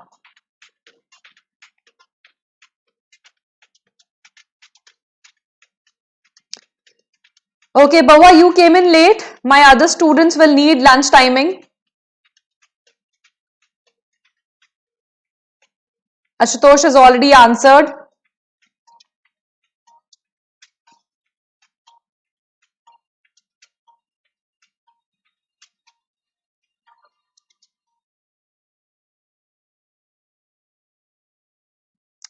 Alright, only one person has answered and that is correct. It's option number C. All the three are correct. So Places of Worship Act actually does not apply to Babri Masjid, Ram Janmabhoomi, Babri Masjid, Ayodhya. And yes, the aim of the Act, Places of Worship Act, was to freeze the status of any place of worship as it existed on August 15, 1947, so that people from various communities do not start to destroy the other places of worship and start claiming them as their own. However, it was not applicable to Ram Janmabhoomi. And yes, the law, that is Places of Worship Act, will have overriding effect on any other law in force at that point of time. So, Himanshu, Neelam, Lavanya and Priya have answered it correctly. So, as I told you, the law was to actually preempt any new claims made by any group about the past status of any place of worship and attempt to reclaim the structures on land on which they stood. Something which, very famous case which actually happened with Ayodhya. That's why this act came into place. And interestingly, this actually, by having this Places of Worship Act, it saves us with a lot of legal proceedings, suits, appeals against the chance status that took place after the cutoff date, because a lot after partition, a lot of animosity was between the two religions, so we really didn't know how it would pan out, right? However, these provisions will not apply to ancient and historical monuments and archaeological sites that are covered by the Ancient Monuments and Archaeological Sites Remains Act 1958. So your Places of Worship Act is not applicable to ancient monuments and archaeological sites, right? And a suit or a legal case that has already been disposed of in favor of a place of worship, that will not be reopened. So that is option number 2. And third, a dispute that has already been settled by the parties or conversion has already took place before the act commenced, that will not be opened, right? So these 3 cases, this act will not be applicable. Rest all the cases, this act will have an overriding force. Understood? Now guys, let me know if you want a break. We'll break out for lunch. Those who have been there with me since morning. So if you want, we'll have a 15-minute break. You can go lunch. We'll come back, assemble again, and then complete our remaining 20 questions. Is that okay? I'll also take a 15-minute break. I'll have something to eat.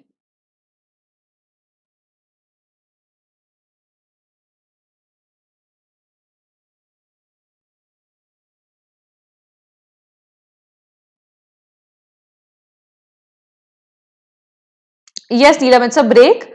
So it's 2:05 right now. All right. So let's meet by when? It's 2:05. Let's meet by 2:20. All right, 2:20 p.m. Yes, short break. So because I'll also have some food. Let's meet by 2:20, 2:25, maximum 2:25. All right. So I'll be here by 2:20. I should see each one of you by 2:20 here. Right. And we'll continue and we'll finish the remaining 20 questions. All right.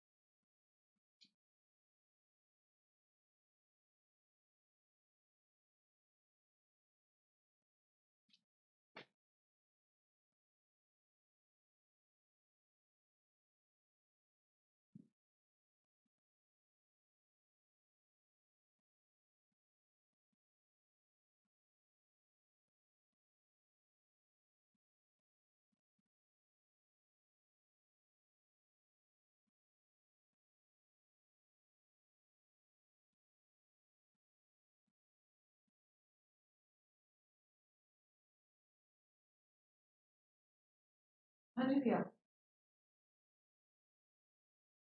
Hmm.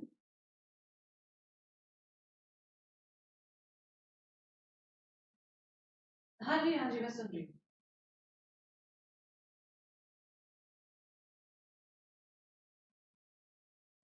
A block आप photo share कर रहे हैं, ए block तो मेरे ख्याल से काफी पास है।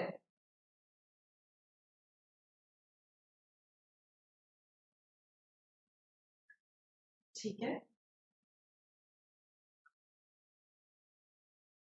और ठीक है, भेज दो। रेंट कितना है यार उसका अप्रोक्सीमेटली? ठीक है, फर्निश्ड है ना? ठीक है ठीक है। ठीक है, फोटोज भेज दो। मैं आज या तो ट्राई कर लेती हूँ, आज ही देख लूंगी, बट थोड़ा इवनिंग में हो पाएगा, अभी तो मेरी क्लास चल रही है, और नहीं तो फिर कल पक्का आ जाऊंगी वहाँ। ठीक है।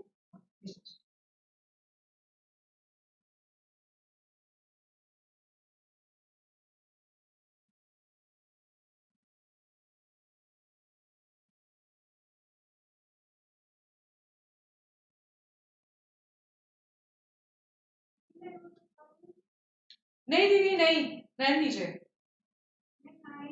हाँ खा लीजिए।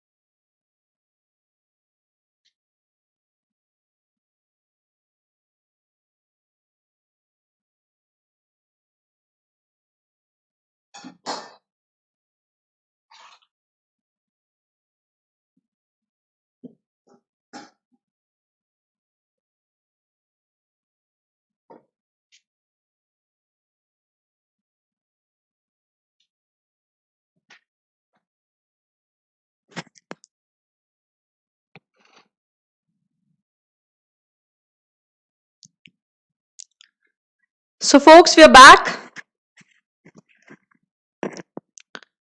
I hope everyone can see me and we can resume.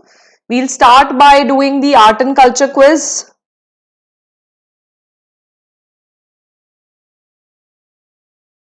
The quiz will start, Ashutosh. I'm just waiting for more people to join.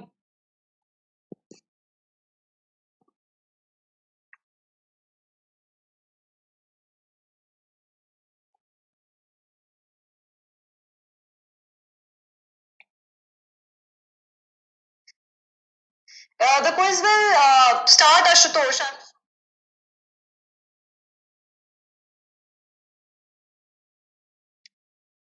All right.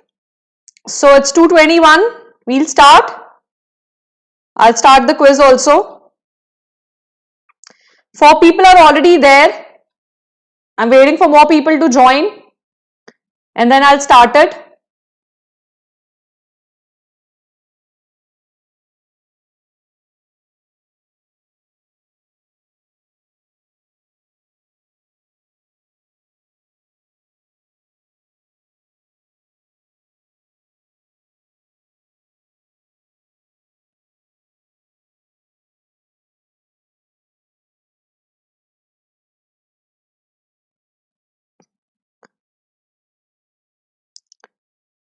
So can we please join in the quiz, everyone? Yes? Please join in the quiz. Use the link. Join the quiz. It's a very small quiz. 5-question quiz only on art and culture.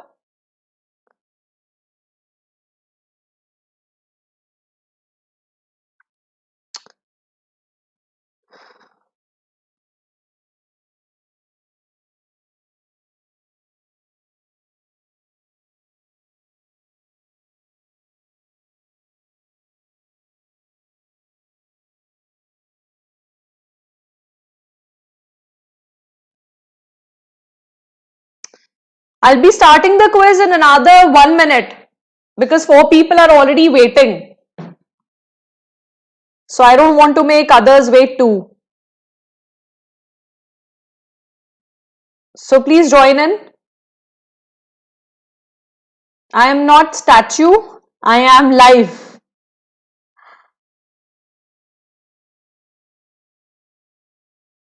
Yes, Neelam.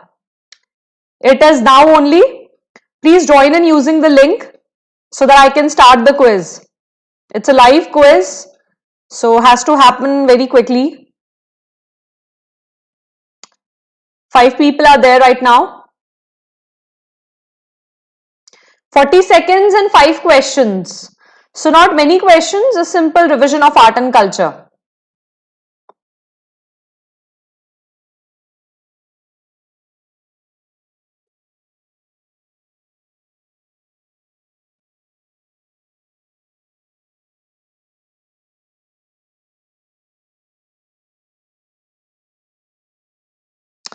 Okay, so I'm starting the quiz now because the other 4-5 people are waiting.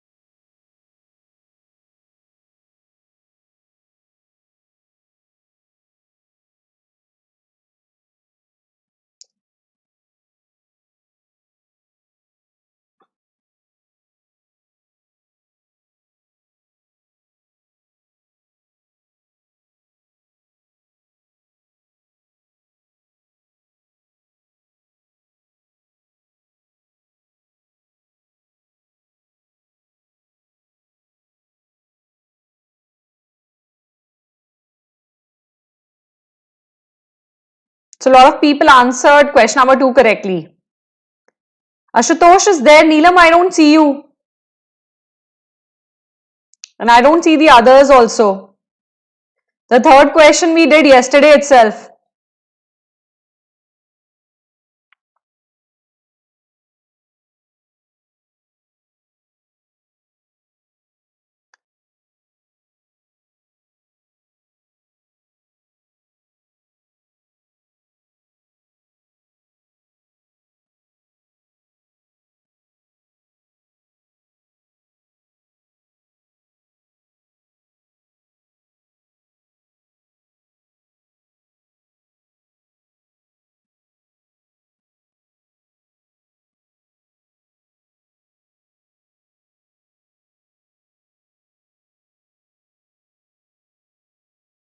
Sayukta is also here.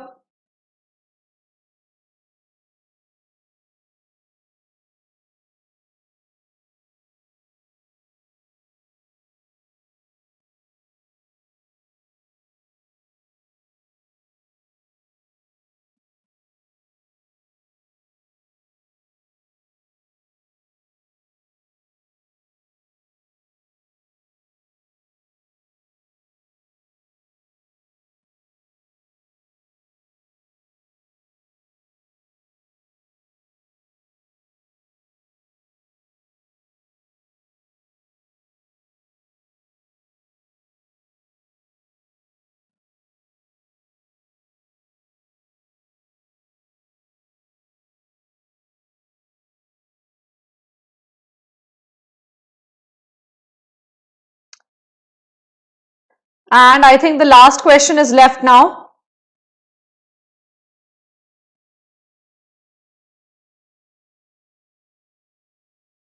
This is the easiest one.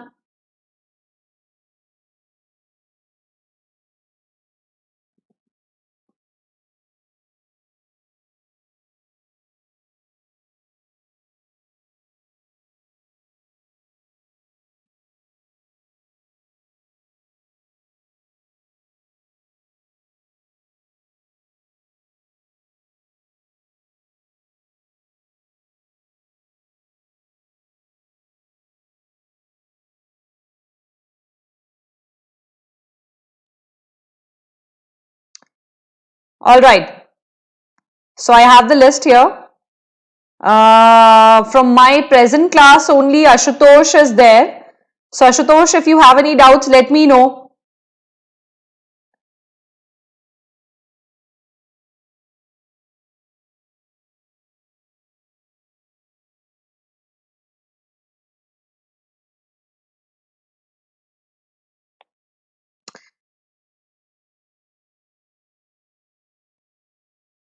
Okay. Folks, I'll discuss these.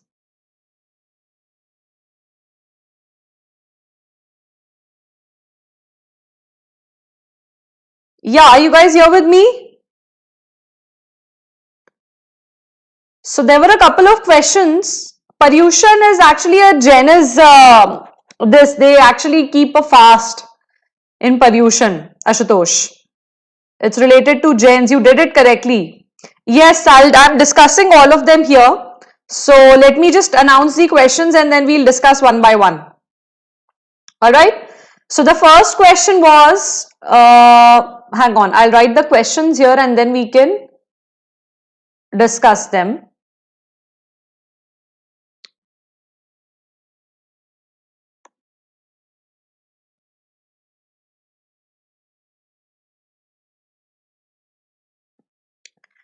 Okay, folks, so the first question in the live quiz was about the difference between Natya, Nrita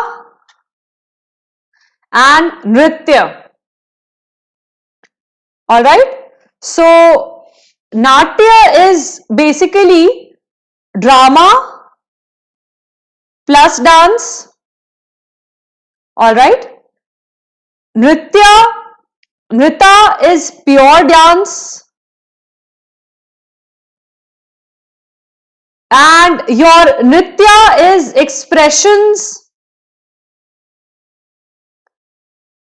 used in dance? Expressions plus dance. This is a drama plus dance is Natya. Nritya is expressions used in dance when you dance using expressions, and Nrita is pure dance. So that was question number 1. Is that clear, Ashutosh? Talking about the shadow puppets, which was question number 2. So which of the following are shadow puppets? The options are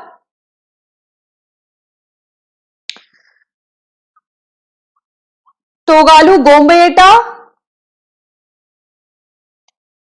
Katputli,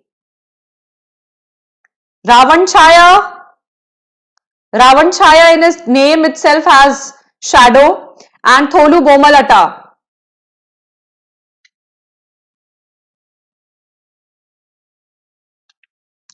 So amongst these, basically there are 4 types of puppetry. One is these string puppets, another is shadow, then you have the glove puppets, which you often see on this TV kind of things, and then you have the rod puppets. So under this Gombayeta, the first one is from Karnataka. It's a shadow puppet, right? Ravan Chaya is actually practiced in Odisha, again a shadow puppet. Tholu Bombalata is in Andhra Pradesh, and Katputli is from Rajasthan. Katputli is not a shadow puppet, it's a string puppet. Is that okay? Alright. Coming to the next question was the Karate system. So we have already discussed that, so I'm not discussing here. Karate system question we did yesterday itself. Then the Ambubachi Mela I have already discussed in the YouTube sessions. It happens in Assam in the Guwahati temple, Kamakhya Devi Mandir. Kheer Bhavani is a place in Jammu and Kashmir. If you go to the POK side of Kashmir, there is a temple of Devi Durga. It's called Kheer Bhavani. It is said that the water changes colors based on the peace conditions in J&K. So the Kheer Bhavani Mela is in actually Jammu and Kashmir. Alright. And your Chamliyal Mela is actually from the J&K only. It is also in the Samba district of J&K. So both these are from Chamlia, the J&K, and the Ambubachi Mela is in Assam. For the last, the Paryushan festival, it actually happens for 8 days. It's a Jain only festival. It's the festival celebrated by the Jaini people, and just give me a moment. It is celebrated by the Swetambara sect.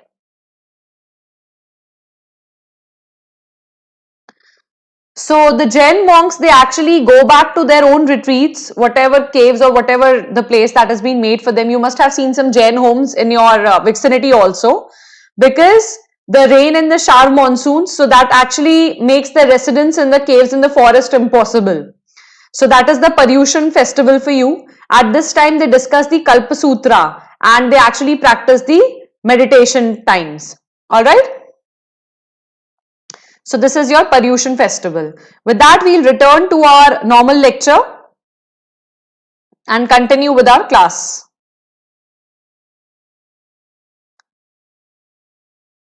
Yes, right, Ashutosh. So I hope I'm clear. Let's proceed. Okay. Let's come to question number 31 now. I don't know where other people are there. Where are the other guys? Ran away? Or still eating dinner, lunch? I think they're having the lunch and dinner together. Any which ways, guys. We'll focus, we'll start. We won't wait for them now. So let's move on to question number 31. 15 seconds, 20 seconds to read and 30 seconds to answer. This should be done correctly because this question we have just discussed.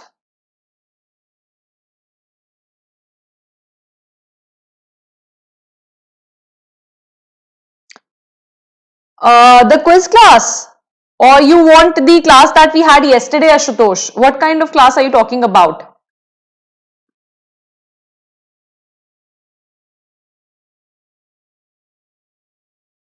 All right. Yes, this one's pretty easy. So the correct answer is option number D. We just discussed it, all of this. So it's just a repetition with the addition of Melinda Gates Foundation for this project. Yes, it's option number D. So I'll proceed. Let's go to question number 32 without wasting much time. I'll give you 15 to 20 seconds to read this and then 30 seconds to answer.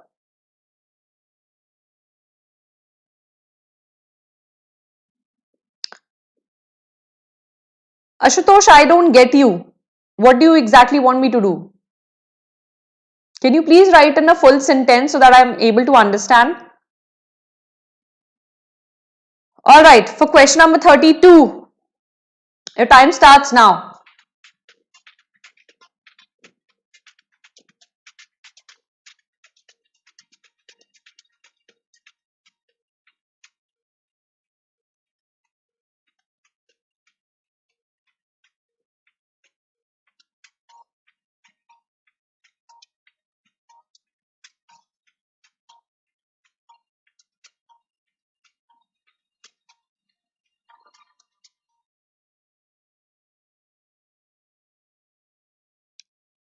Alright. Okay, Ashutosh. Ashutosh, we'll be doing more and more quizzes. Let me get this right. What I'll do is, I'll start projecting the questions on the screen so that everybody can attempt them. Alright? Okay. 32 is, Himanshu is right. We discussed this yesterday that most of the reports which are released are not released by any ministry but usually the Niti Aayog, which is also the case here. This report is also released by the Niti Aayog and it did not outrightly said but very discreetly it mentioned that yes, we could actually extend it to whole of India, but let's actually focus more on transforming the entire health sector of India. So option number D is correct. Neither 1 nor 2 is correct here. Alright?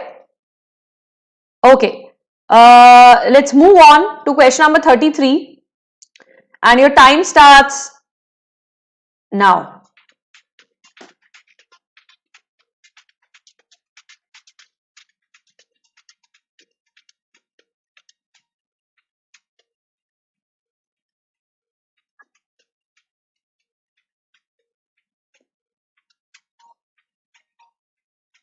Yes, yes, Ashutosh. The keyword was discreetly, they said. They did not make an outright mention of it.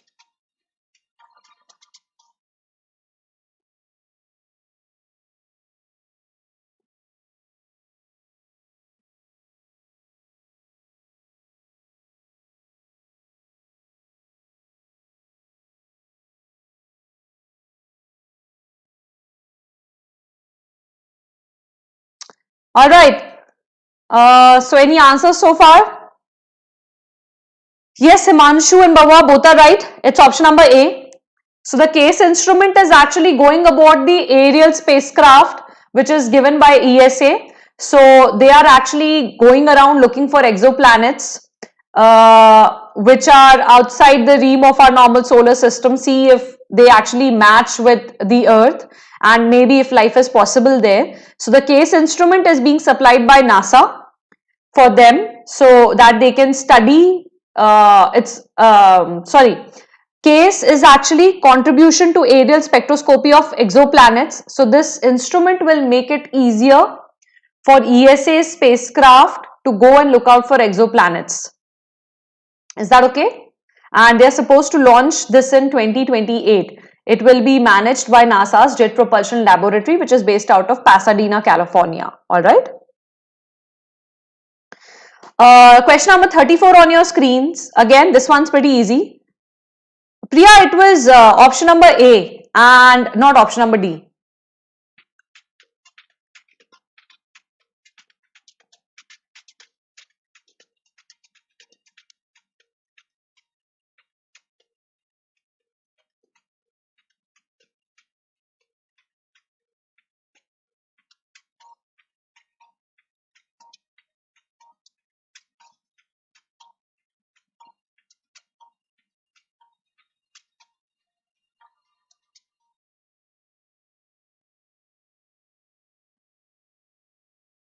All right. This one's supposed to be pretty easy. Yes, Himanshu, you're right. It's AP. Andhra Pradesh is actually doing it, and Ashutosh is also right. So this scheme actually has been launched by the AP government. They want to introduce English medium between classes 1 to 6 in the state-run schools, so that the schools will be transformed not only in terms of infrastructure but also upgradation of skills, because you really need to know English as a communication language to be able to take up jobs later in your career. So that's what they are trying to do. That's the NADA NEDU program of Andhra Pradesh. Moving on to question number 35. Yes, Himanshu, English medium from 1 to 6. Bhava, it's option number A, Andhra Pradesh. Alright. Supong is also correct. Okay, question number 35 on your screens. Another 10 seconds and then I'll switch on the timer.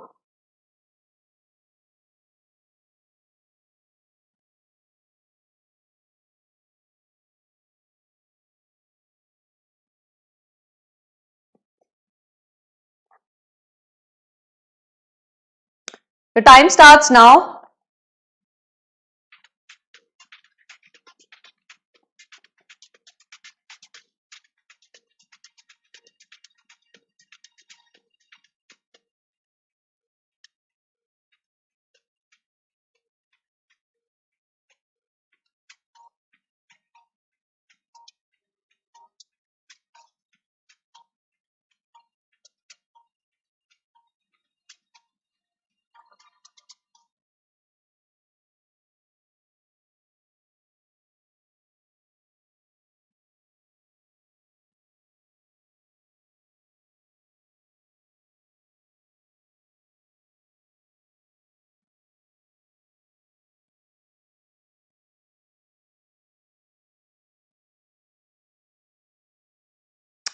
Alright, so I have a couple of answers here and all of them are wrong.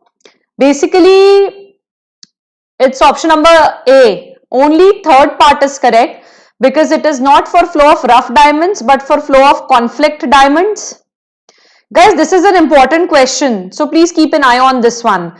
And it is not selected annually based on elections, but it is given on a rotation basis. There are no elections. That's why option number 1 and 2 are wrong. Option number 3 is correct. Himanshu, option number 35 is option number A. Alright, question number 35 is option number A. So, Kimberley process. Kimberley, do you know where is the Kimberley plateau? Can anyone tell me where is the Kimberley plateau? We just discussed it. I just showed it to you on the map, in the map question. So here, government, international diamond industry, civil society, they're all there for flow of conflict diamonds. Now, what are conflict diamonds? These are rough diamonds which are used by rebel movements. For example, whatever is going on in Hong Kong or Boko Haram or other terrorist outfits to actually finance the conflict that usually undermine legitimate governments. So that is one. Second, it is also described in the United Nations resolutions. At present, the Kimberley process has 55 members representing approximately 82 countries, including EU with 28 members. And it is chaired on a rotating basis by participating countries and no elections. So, KP vice chair, which the country which is vice chair in 1 year becomes the chairman in the next year. So, India is the current chair of KPCS, while Russian Federation is the vice chair for the year 2019. So, India has been its member since 2003 and our Department of Commerce is the nodal department and Gem and Jewelry Export Promotion Council is the KPCS Importing and Exporting Authority in India. Is that okay?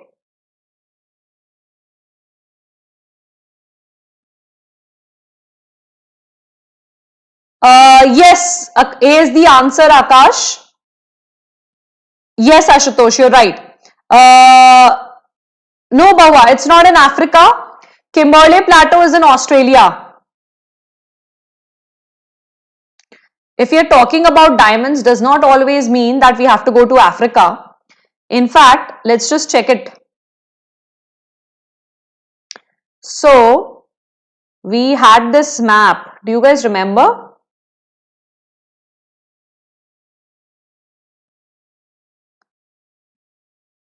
And we have done this on the map numerous times. This is here your Kimberley Plateau. Kimberley Plateau is in Australia, all right, near the Great Barrier Reef or near the Arafura Sea. Yes, yes, Akash, it's the live class. Okay, so going back,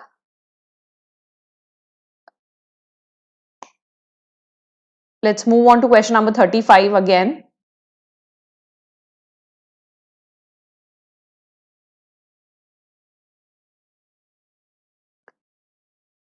Question number 36 on your screens now.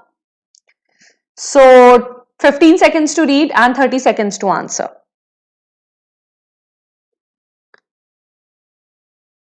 Yes, Akash, A was the answer for 35. Okay. Let's start. Your time starts now. Injeti Srinivas committee is actually pretty famous. So most of you must be already knowing about it.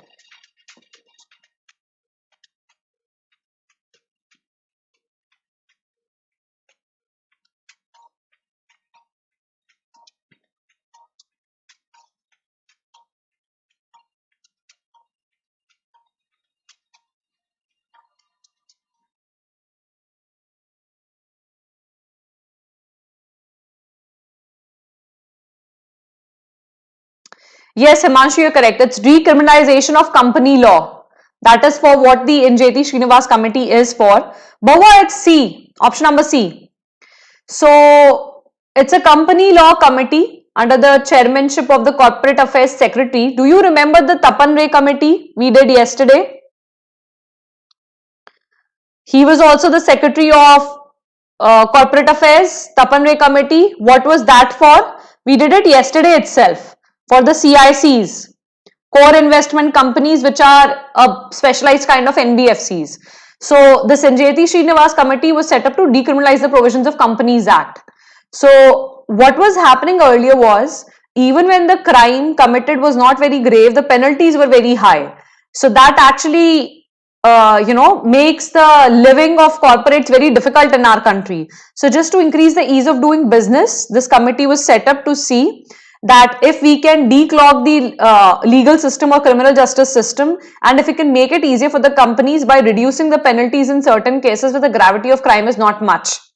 So finally, earlier also the government had decriminalized by the Companies Amendment Act 2019 a couple of 16 minor procedural or technical lapses. In fact, if you go to the Atmanirbhar Bharat Abhiyan also, in the final tranche which was released on 17th May, a lot of other things in the company laws were also decriminalized. For example, the spending on the CSR, and for meeting other compliances or objectives, the dates have been extended, the penalties have been reduced. So that is also there. Please go and look at the ANBA PPTs I've already shared with you guys. All right. Okay. Let's move on to question number 37. This is an interesting question.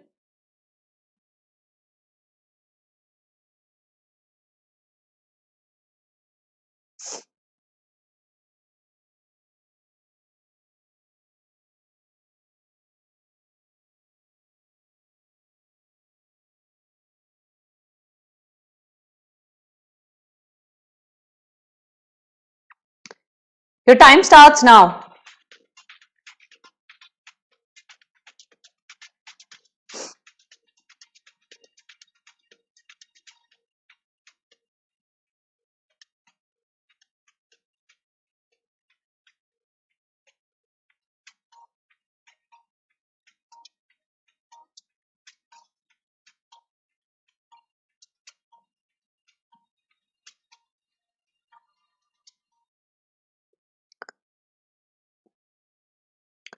Bawa, the answer is incorrect. It's option number D. Yes, Himanshu is correct. That's actually between India and Qatar. We are doing it for the first time. Exercise Zair al-Bahar, it's between India and Qatar and not between the members of the Gulf Cooperation Council. They can't see eye to eye and they really can't think about having a maritime exercise. They are actually not capable of doing that. And No, India and China are not participating in this exercise as special observers. Nothing of this sort is happening. It's a D. It's not C. All right. Okay. So they actually started their 5-day bilateral maritime exercise. It's also called Zair El Bahar, also meaning roar of the sea. They started in Doha. So they took care of the surface action, air defense, maritime surveillance, and also had social and sports events between Qatar and the navies of India. And it's the inaugural edition of the bilateral maritime exercise that would further robust the cooperation between the two countries and actually help us fight terrorism, maritime piracy and security in the Indian Ocean, especially the Western Indian Ocean. All right. Let's come to question number 38. This you should get correct because we have done Bering Sea numerous number of times. So your time starts now.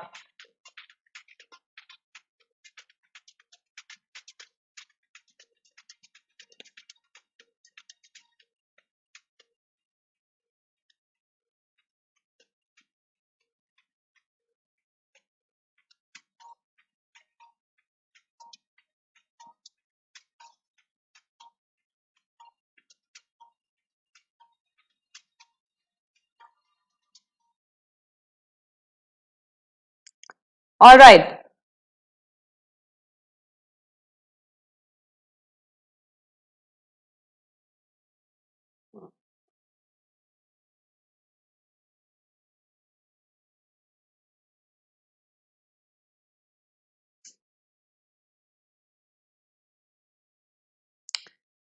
Okay.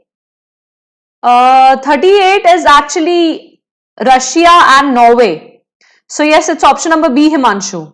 But what's option number B? Russia and Norway. Option number B it is. Well, actually it was in news. Have you guys seen king crabs? I mean, normal crab, if it would be this size, right?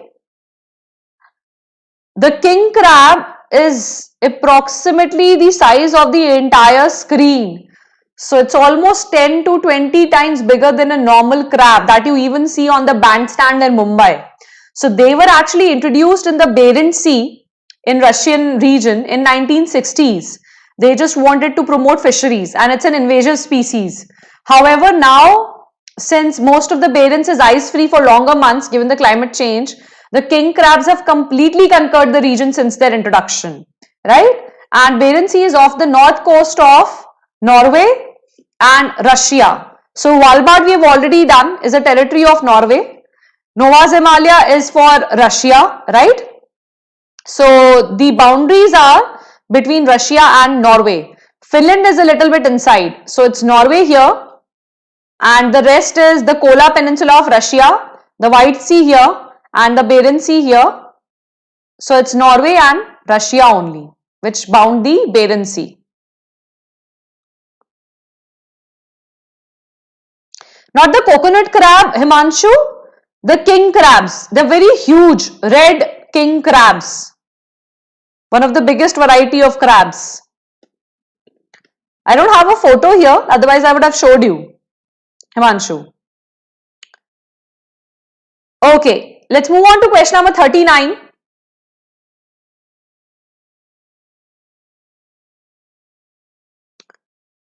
So 15 seconds to read and 30 seconds to answer.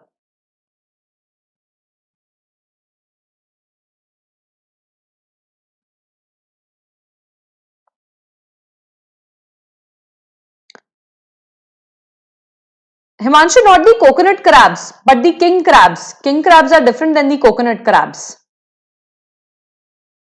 Alright, your time starts now. Yes, Himanshu, way bigger than them. The king crabs are very huge.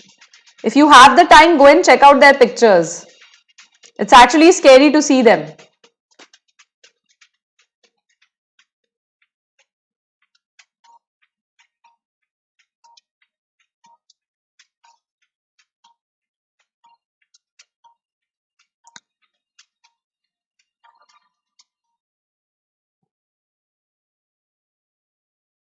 Alright.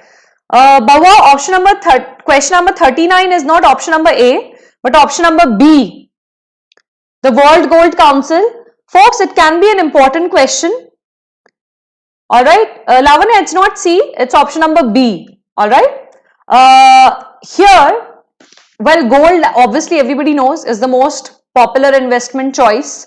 So, who all are members of the World Gold Council? It's actually world's leading gold producers come under the World Gold Council. They come together, and world's largest gold mining companies are also its members. So it does not come under the ICMM that we have just discussed, which is this, the International Council on Mining and Metals. It does not come under ICMM. It's an independent body, and it's a market development organization for the gold industry. So it's a non-profit. Its purpose is to stimulate and sustain the demand for gold. Otherwise, how will the gold mining companies sustain, or the gold producers sustain? Provide industry leadership to these companies and be the global authority on the gold market. And definitely it is based out of UK and has operations in India, China, Singapore and the US. So it is the lead for gold industry worldwide. That's why option number 2 is correct and option number 1 is incorrect. Himanshu, 39 is option number A. Alright, let's come to question number 40.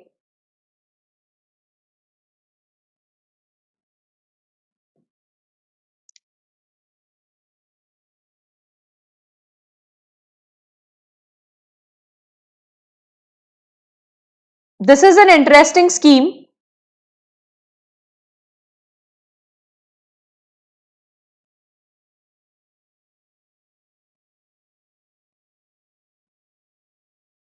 The time starts now.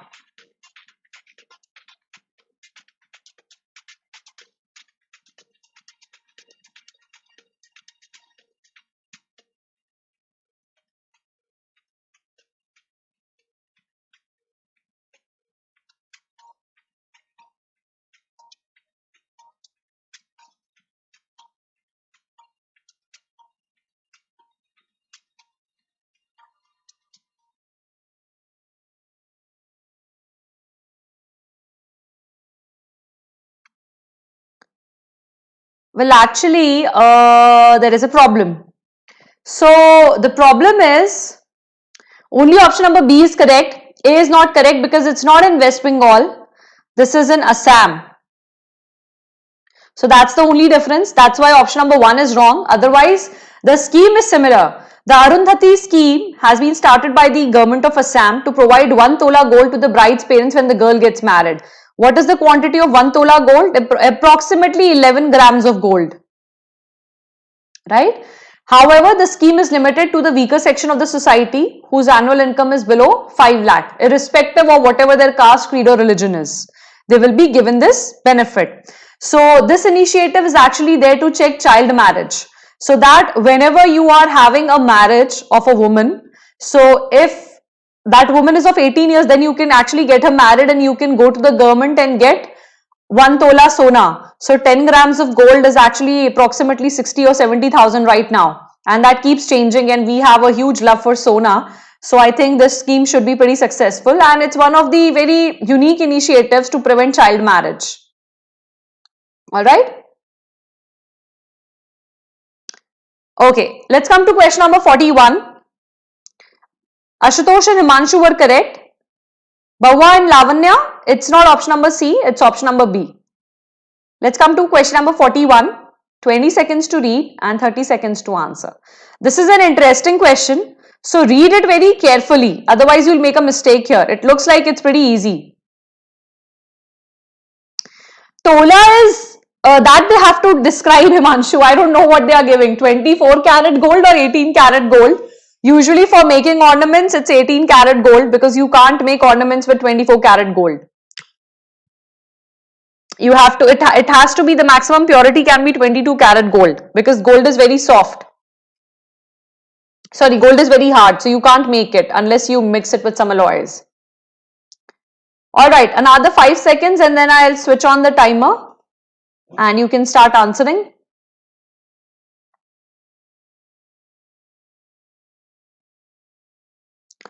Babaji has already answered, and as I said, he did not read the entire thing correctly. I told you, Baba, keep reading.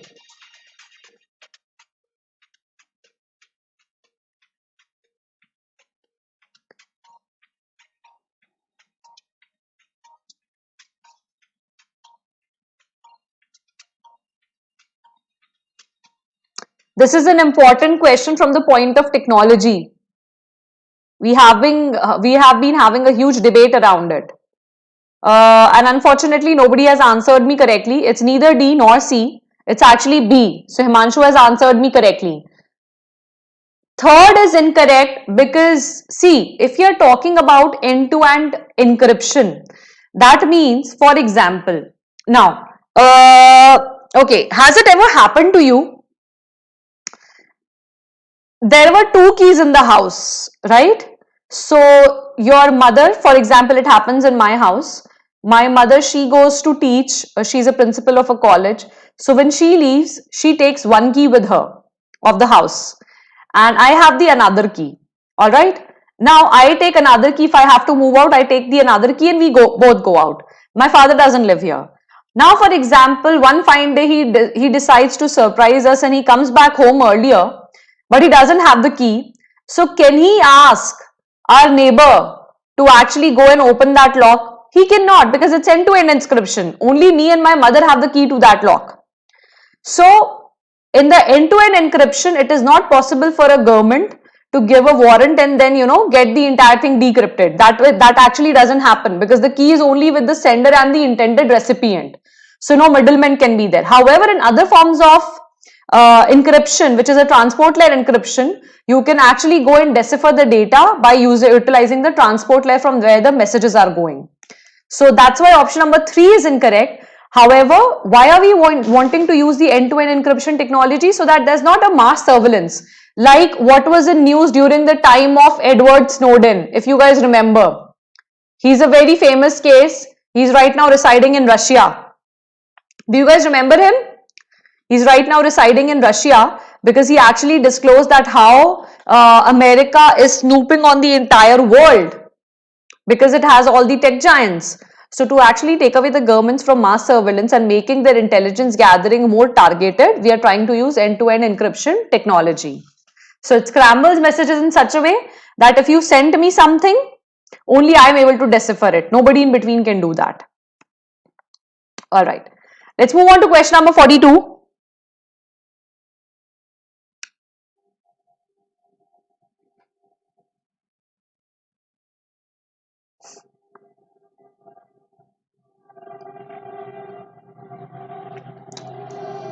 Another 10 seconds and I'll switch on the timer.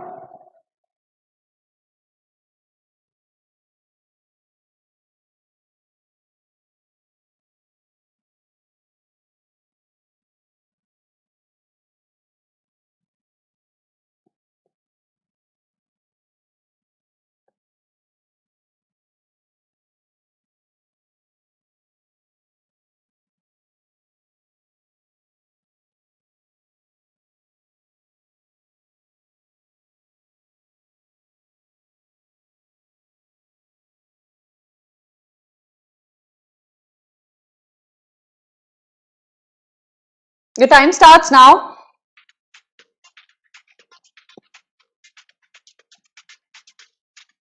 And please read this.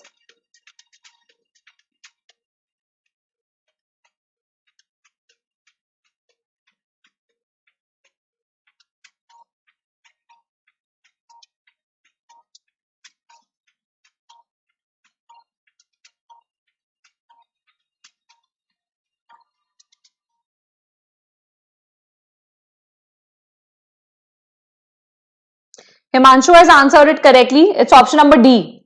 Both the statements here are correct. Mission Parivar Vikas actually focuses only on those districts which have highest total fertility rates in the country. They want to introduce family planning there. And that's why the main objective is to provide families with access to high quality family planning choices based on information, reliable services and supplies. A lot of women don't have access to contraceptives. A lot of men don't have access to contraceptives. And even after you have access to contraceptives, there are not enough abortion services in our country so that you can actually abort your unwanted pregnancy. So that's not happening. Or you can actually have, the vasectomy or the tubectomy operation. So the facilities are not there. And a lot of women and men die because of botched up vasectomies or tubectomies. So to introduce such practices, we are having the Mission Parivar Vikas. It has been launched in 145 high focus districts in the country. These 145 districts are there in UP, Bihar, Rajasthan, Madhya Pradesh. So again, the Bimaru states, and Chhattisgarh and Jharkhand and Assam, which constitute 44% of the country's population. I guess Uttar Pradesh alone constitutes 20 crores of our population. So these have been identified, these districts have been identified based on the total fertility rate and the PPIU's UCD and the sterilization performance delivery also, or the data also. So that is actually to reach the fertility replacement goals of 2.1 by 2025. So 2 people being replaced by another 2 people. What happened, Bawaji? Let's come to question number 43 now.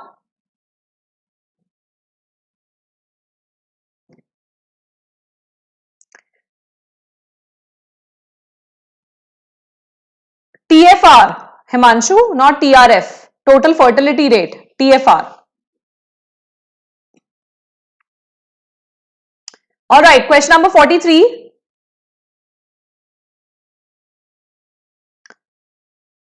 Ten more seconds to read and then 30 seconds to answer.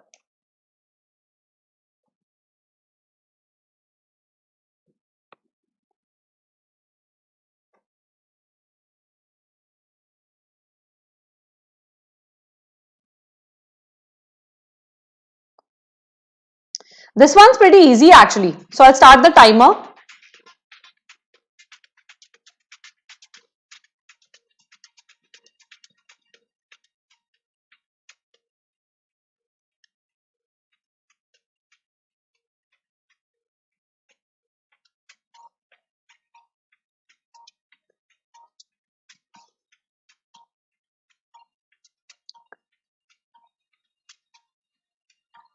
Well, yes, both Ashutosh and Himanshu are right. Bawa, it's not C, it's B. This comes under the Ministry of Health and Family Welfare, MOHFW. And yes, Drug Controller General of India is an organ of the CDSO, Central Drug Standards Control Organization. We already did a question on the drug and cosmetics order when we were talking, I think, day before yesterday. So option number 2 is the only correct option here. Let's check this out. Basically, your CDSCO or the this drug control organization, it functions under the Drugs and Cosmetics Act 1940. It has around 6 zonal offices, right? And 13 port offices, 7 laboratories under its control. What are its various functions? First is controlling the import of drugs. Second is approval of new drugs in clinical trials in India. Third is meetings of drug consultative committee to decide which drugs are essential, which drugs are non-essential. There is a drugs technical advisory board also, and approval of certain licenses as central licensing approving authority of the CDSO headquarters. So we discussed it. The previous question that we discussed was actually related to licensing of the drugs. And the Drug Control General of India is actually advised by the Drug Technical Advisory Board. So he is the admin authority, and this board actually is the policy making organization behind this admin authority. NCB is National Crime Bureau, right?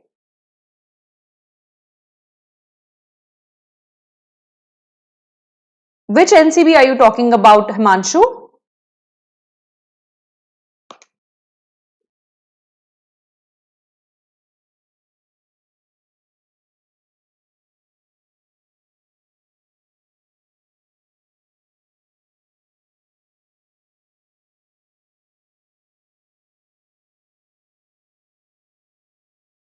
Can you write the full form?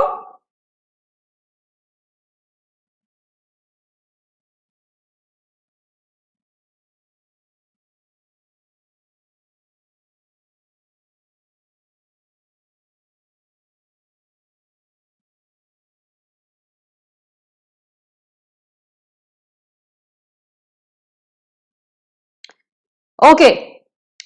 Should we proceed with question number 44? The time starts now.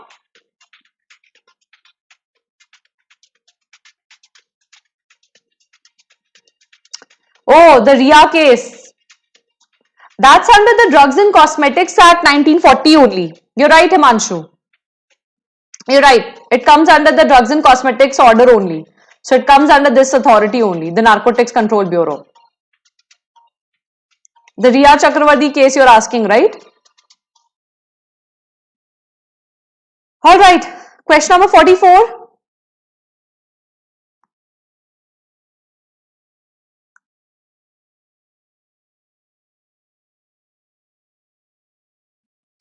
B. Right. All right. Yes. Option number 2 is self-explanatory. In freshwater bodies also, there is emission of greenhouse gases. Let's see how. So basically earlier it used to be thought that, the freshwater bodies don't really exhume greenhouse gases. But however, they have different type of organic molecules that actually do emit greenhouse gases. And it's, in fact, right now, because of the climate change, the levels of greenhouse gases that have been emitted by freshwater lakes has gone up by 1.5 to 2.7 times systems, right? And they are a very small fraction of our planet, the freshwater ecosystem. For example, Lake Baikal, it's the largest freshwater lake in the world, but they actually contribute to the global carbon cycle. So that's the entire intent of this question. Yes, it's 44 as B. Let's move on to question number 45. Interesting question from world history. So your time starts now.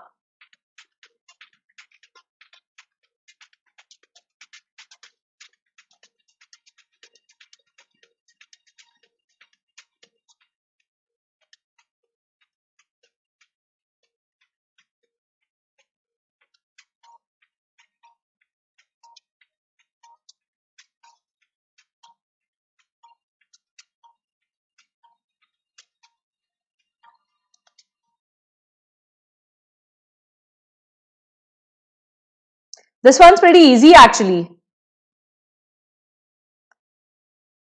This can't be C. They don't have such fancy names.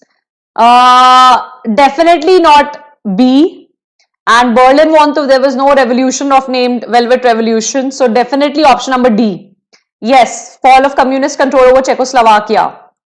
So this actually happened in 1989 when the Soviet Union was disintegrating.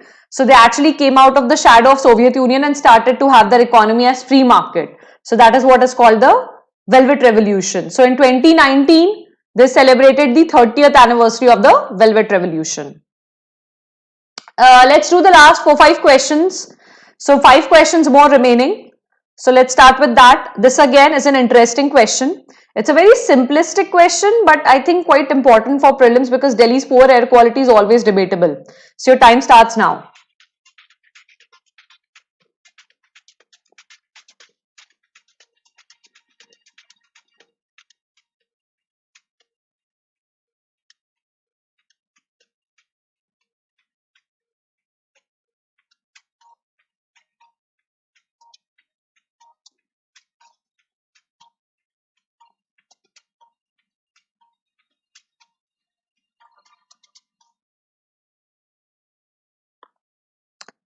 Okay. 46, anybody answering this one?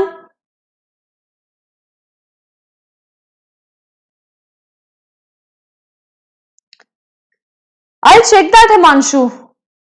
I said it comes under the Drugs and Cosmetics Act. It does operate under the Drugs and Cosmetics Act, but for the Ministry of Home Affairs, I'll have to check. The overarching authority can be Ministry of Home Affairs, but I'll need to check that. Is that okay? All right. So obviously the answer is D here because wind speed, wind direction and geographical location all contribute to Delhi's poor air quality. Why? Because first of all, as per the CPCB or the Central Pollution Control Board, they say that the winds that blow northwest during the winters, they actually get all that flames or those farmer fires from Punjab and Haryana to Delhi. However, when the wind direction changes, the air quality improves. Again, if the wind speed is higher, the pollutants can be taken away far off.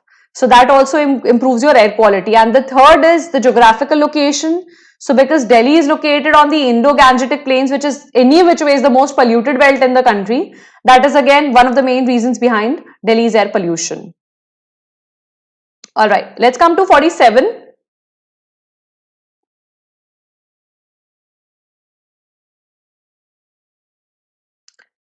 And your time starts in another 5 seconds.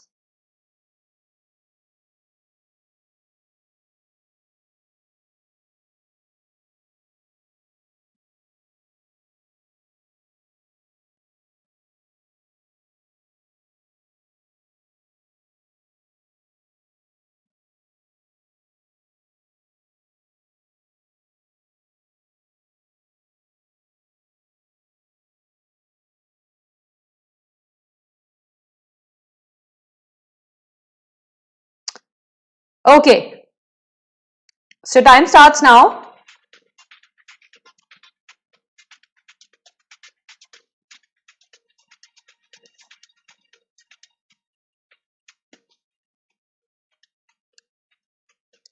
Well, interestingly, Ashutosh, it's not B.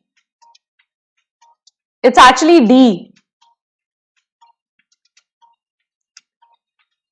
So it is not caused by the ratus virus. There is no virus like this which is actually causing the pneumonic or the bubonic plague. And the septicemic plague is actually caused in the bloodstream. Alright. So it's option number D. Yes, Himanshu is right. Bhawa, it's option number D. Okay. So let's check this out. Basically, these are two types of plagues which are actually caused by the bacteria, Yersinia pestis bacteria, and bites from the infected fleas, which is usually the rats which carry this plague, cause the bubonic plague infection, which is very famous in the 1897, related to Bal Gangadhar Tilak. But the pneumonic variant is actually, because we are talking about pneumonia here, definitely it will affect the lungs. Alright, so the bubonic plague is by the bite, and your pneumonic variant is actually caused in the lungs because you breathe the bacterium, right? So it is actually more dangerous because it can spread, or it is contagious through coughing. And there is another kind of plague called the septicemic plague, which actually infects your bloodstream. Okay, let's come to the third last question of today, question number 48. Another interesting question.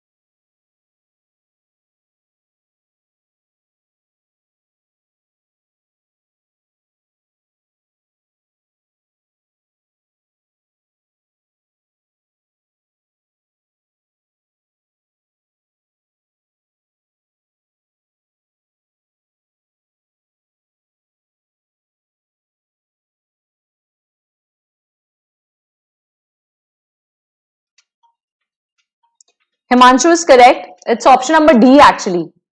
So guys, it's not adopted by the UN environment. It is actually adopted by the IMO, International Maritime Organization, in 2009. And yes, it is for safe and environmental recycling of ships. India has neither signed nor ratified the convention. Why will India do that? India is one of the biggest destinations for unsafe recycling of ships. We earn a lot of revenue out of it, and also it's a labor intensive industry. So that's why India is not actually signing or ratifying the convention, which is against environmental laws, which is against human rights also. So this is the Hong Kong International Convention, which is for safe and environmentally sound recycling of ships. So 48D is correct. We are actually trying to get in a bill.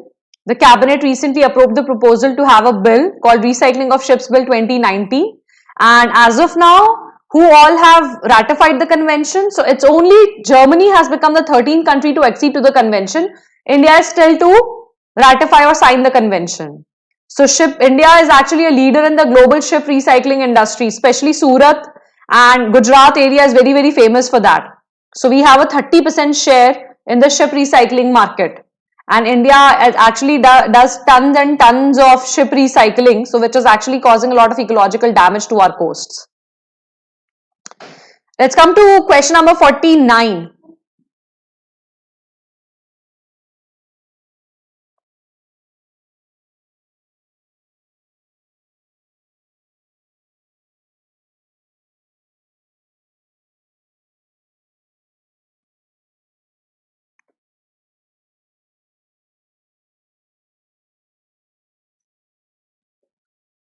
Another 5 seconds and then we'll start the timer.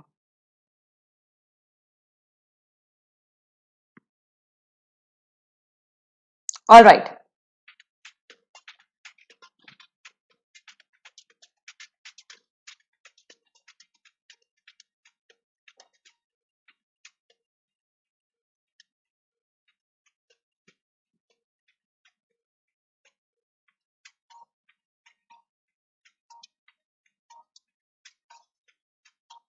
It's okay, Ashutosh. We'll discuss this.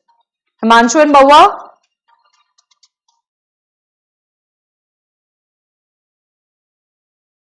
C. Yes, the correct answer is C. Your Europe 29 region actually refers to the 29 countries in Central, Eastern and Northern Europe. That's true. And yes, it has been organized by Ministry of External Affairs and CII. So the government of India and Europe are getting together. It's a business forum to decrease the trade gap between the two regions and for exchange of knowledge between the two regions. Alright, so it was actually recently organized in 2019 only. So these are the 29 states which are participating. We have already seen these 29 states when I discussed with you the Mediterranean Sea, which is actually bound by 19 states. Do you guys remember? We have already discussed that. Albania is there, Croatia is there, Cyprus is inside the Mediterranean Sea, right? Czech Republic, we have also done this. Greece is there. Italy is not here, or Italy is here. No, Italy is not here. Okay, let's come to the last question for today, question number 50. So 15 seconds to read and 30 seconds to answer. Another question on the drug demand reduction or drugs.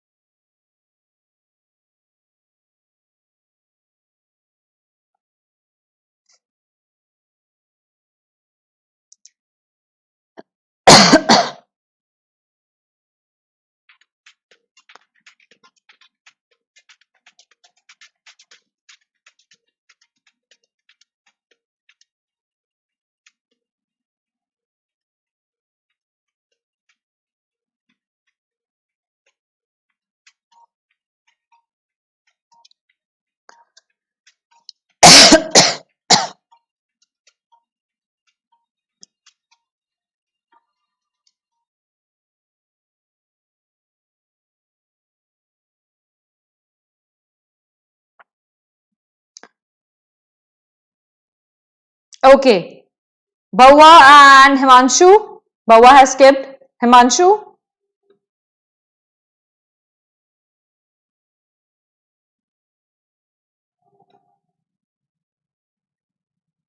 Well, yes, Himanshu is correct. It's A only. It's not by Ministry of Health and Welfare. It's Ministry of Social Justice and Empowerment.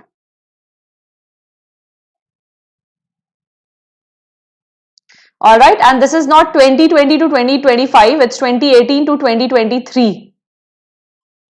Right? So they are basically aiming at reduction of adverse consequences of drug abuse. They are basically planning for de-addiction and rehabilitation of affected individuals and their families. So that's your National Action Plan for Drug Demand Reduction. I think pretty much in news due to the recent Sushant Singh Rajput case. Yeah, Bahu, I'm okay. What happened? I'm absolutely fine. Okay, so drafted by the Ministry of Social Justice and Empowerment, and it has been prepared for the 5 years between 2018 to 2023. Is that okay? So with that, we'll end our session here. Let me see if we'll have a session in the evening. Possibly not. Maybe we'll have a 2-hour session tomorrow evening around 9 p.m. itself. So this is all for today. Hope you enjoyed the session. And any doubts, any other queries that you have? Anything that needs to be addressed? Himanshu, it's in the Ministry of Home Affairs only. The Narcotics Control Bureau is there with the Ministry of Home Affairs. Alright? So we'll call it a day.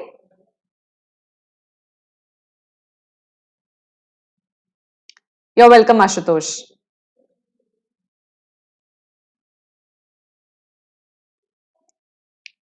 Okay then guys, I'll call it a day. Have a nice day ahead. And best of luck for your prelims.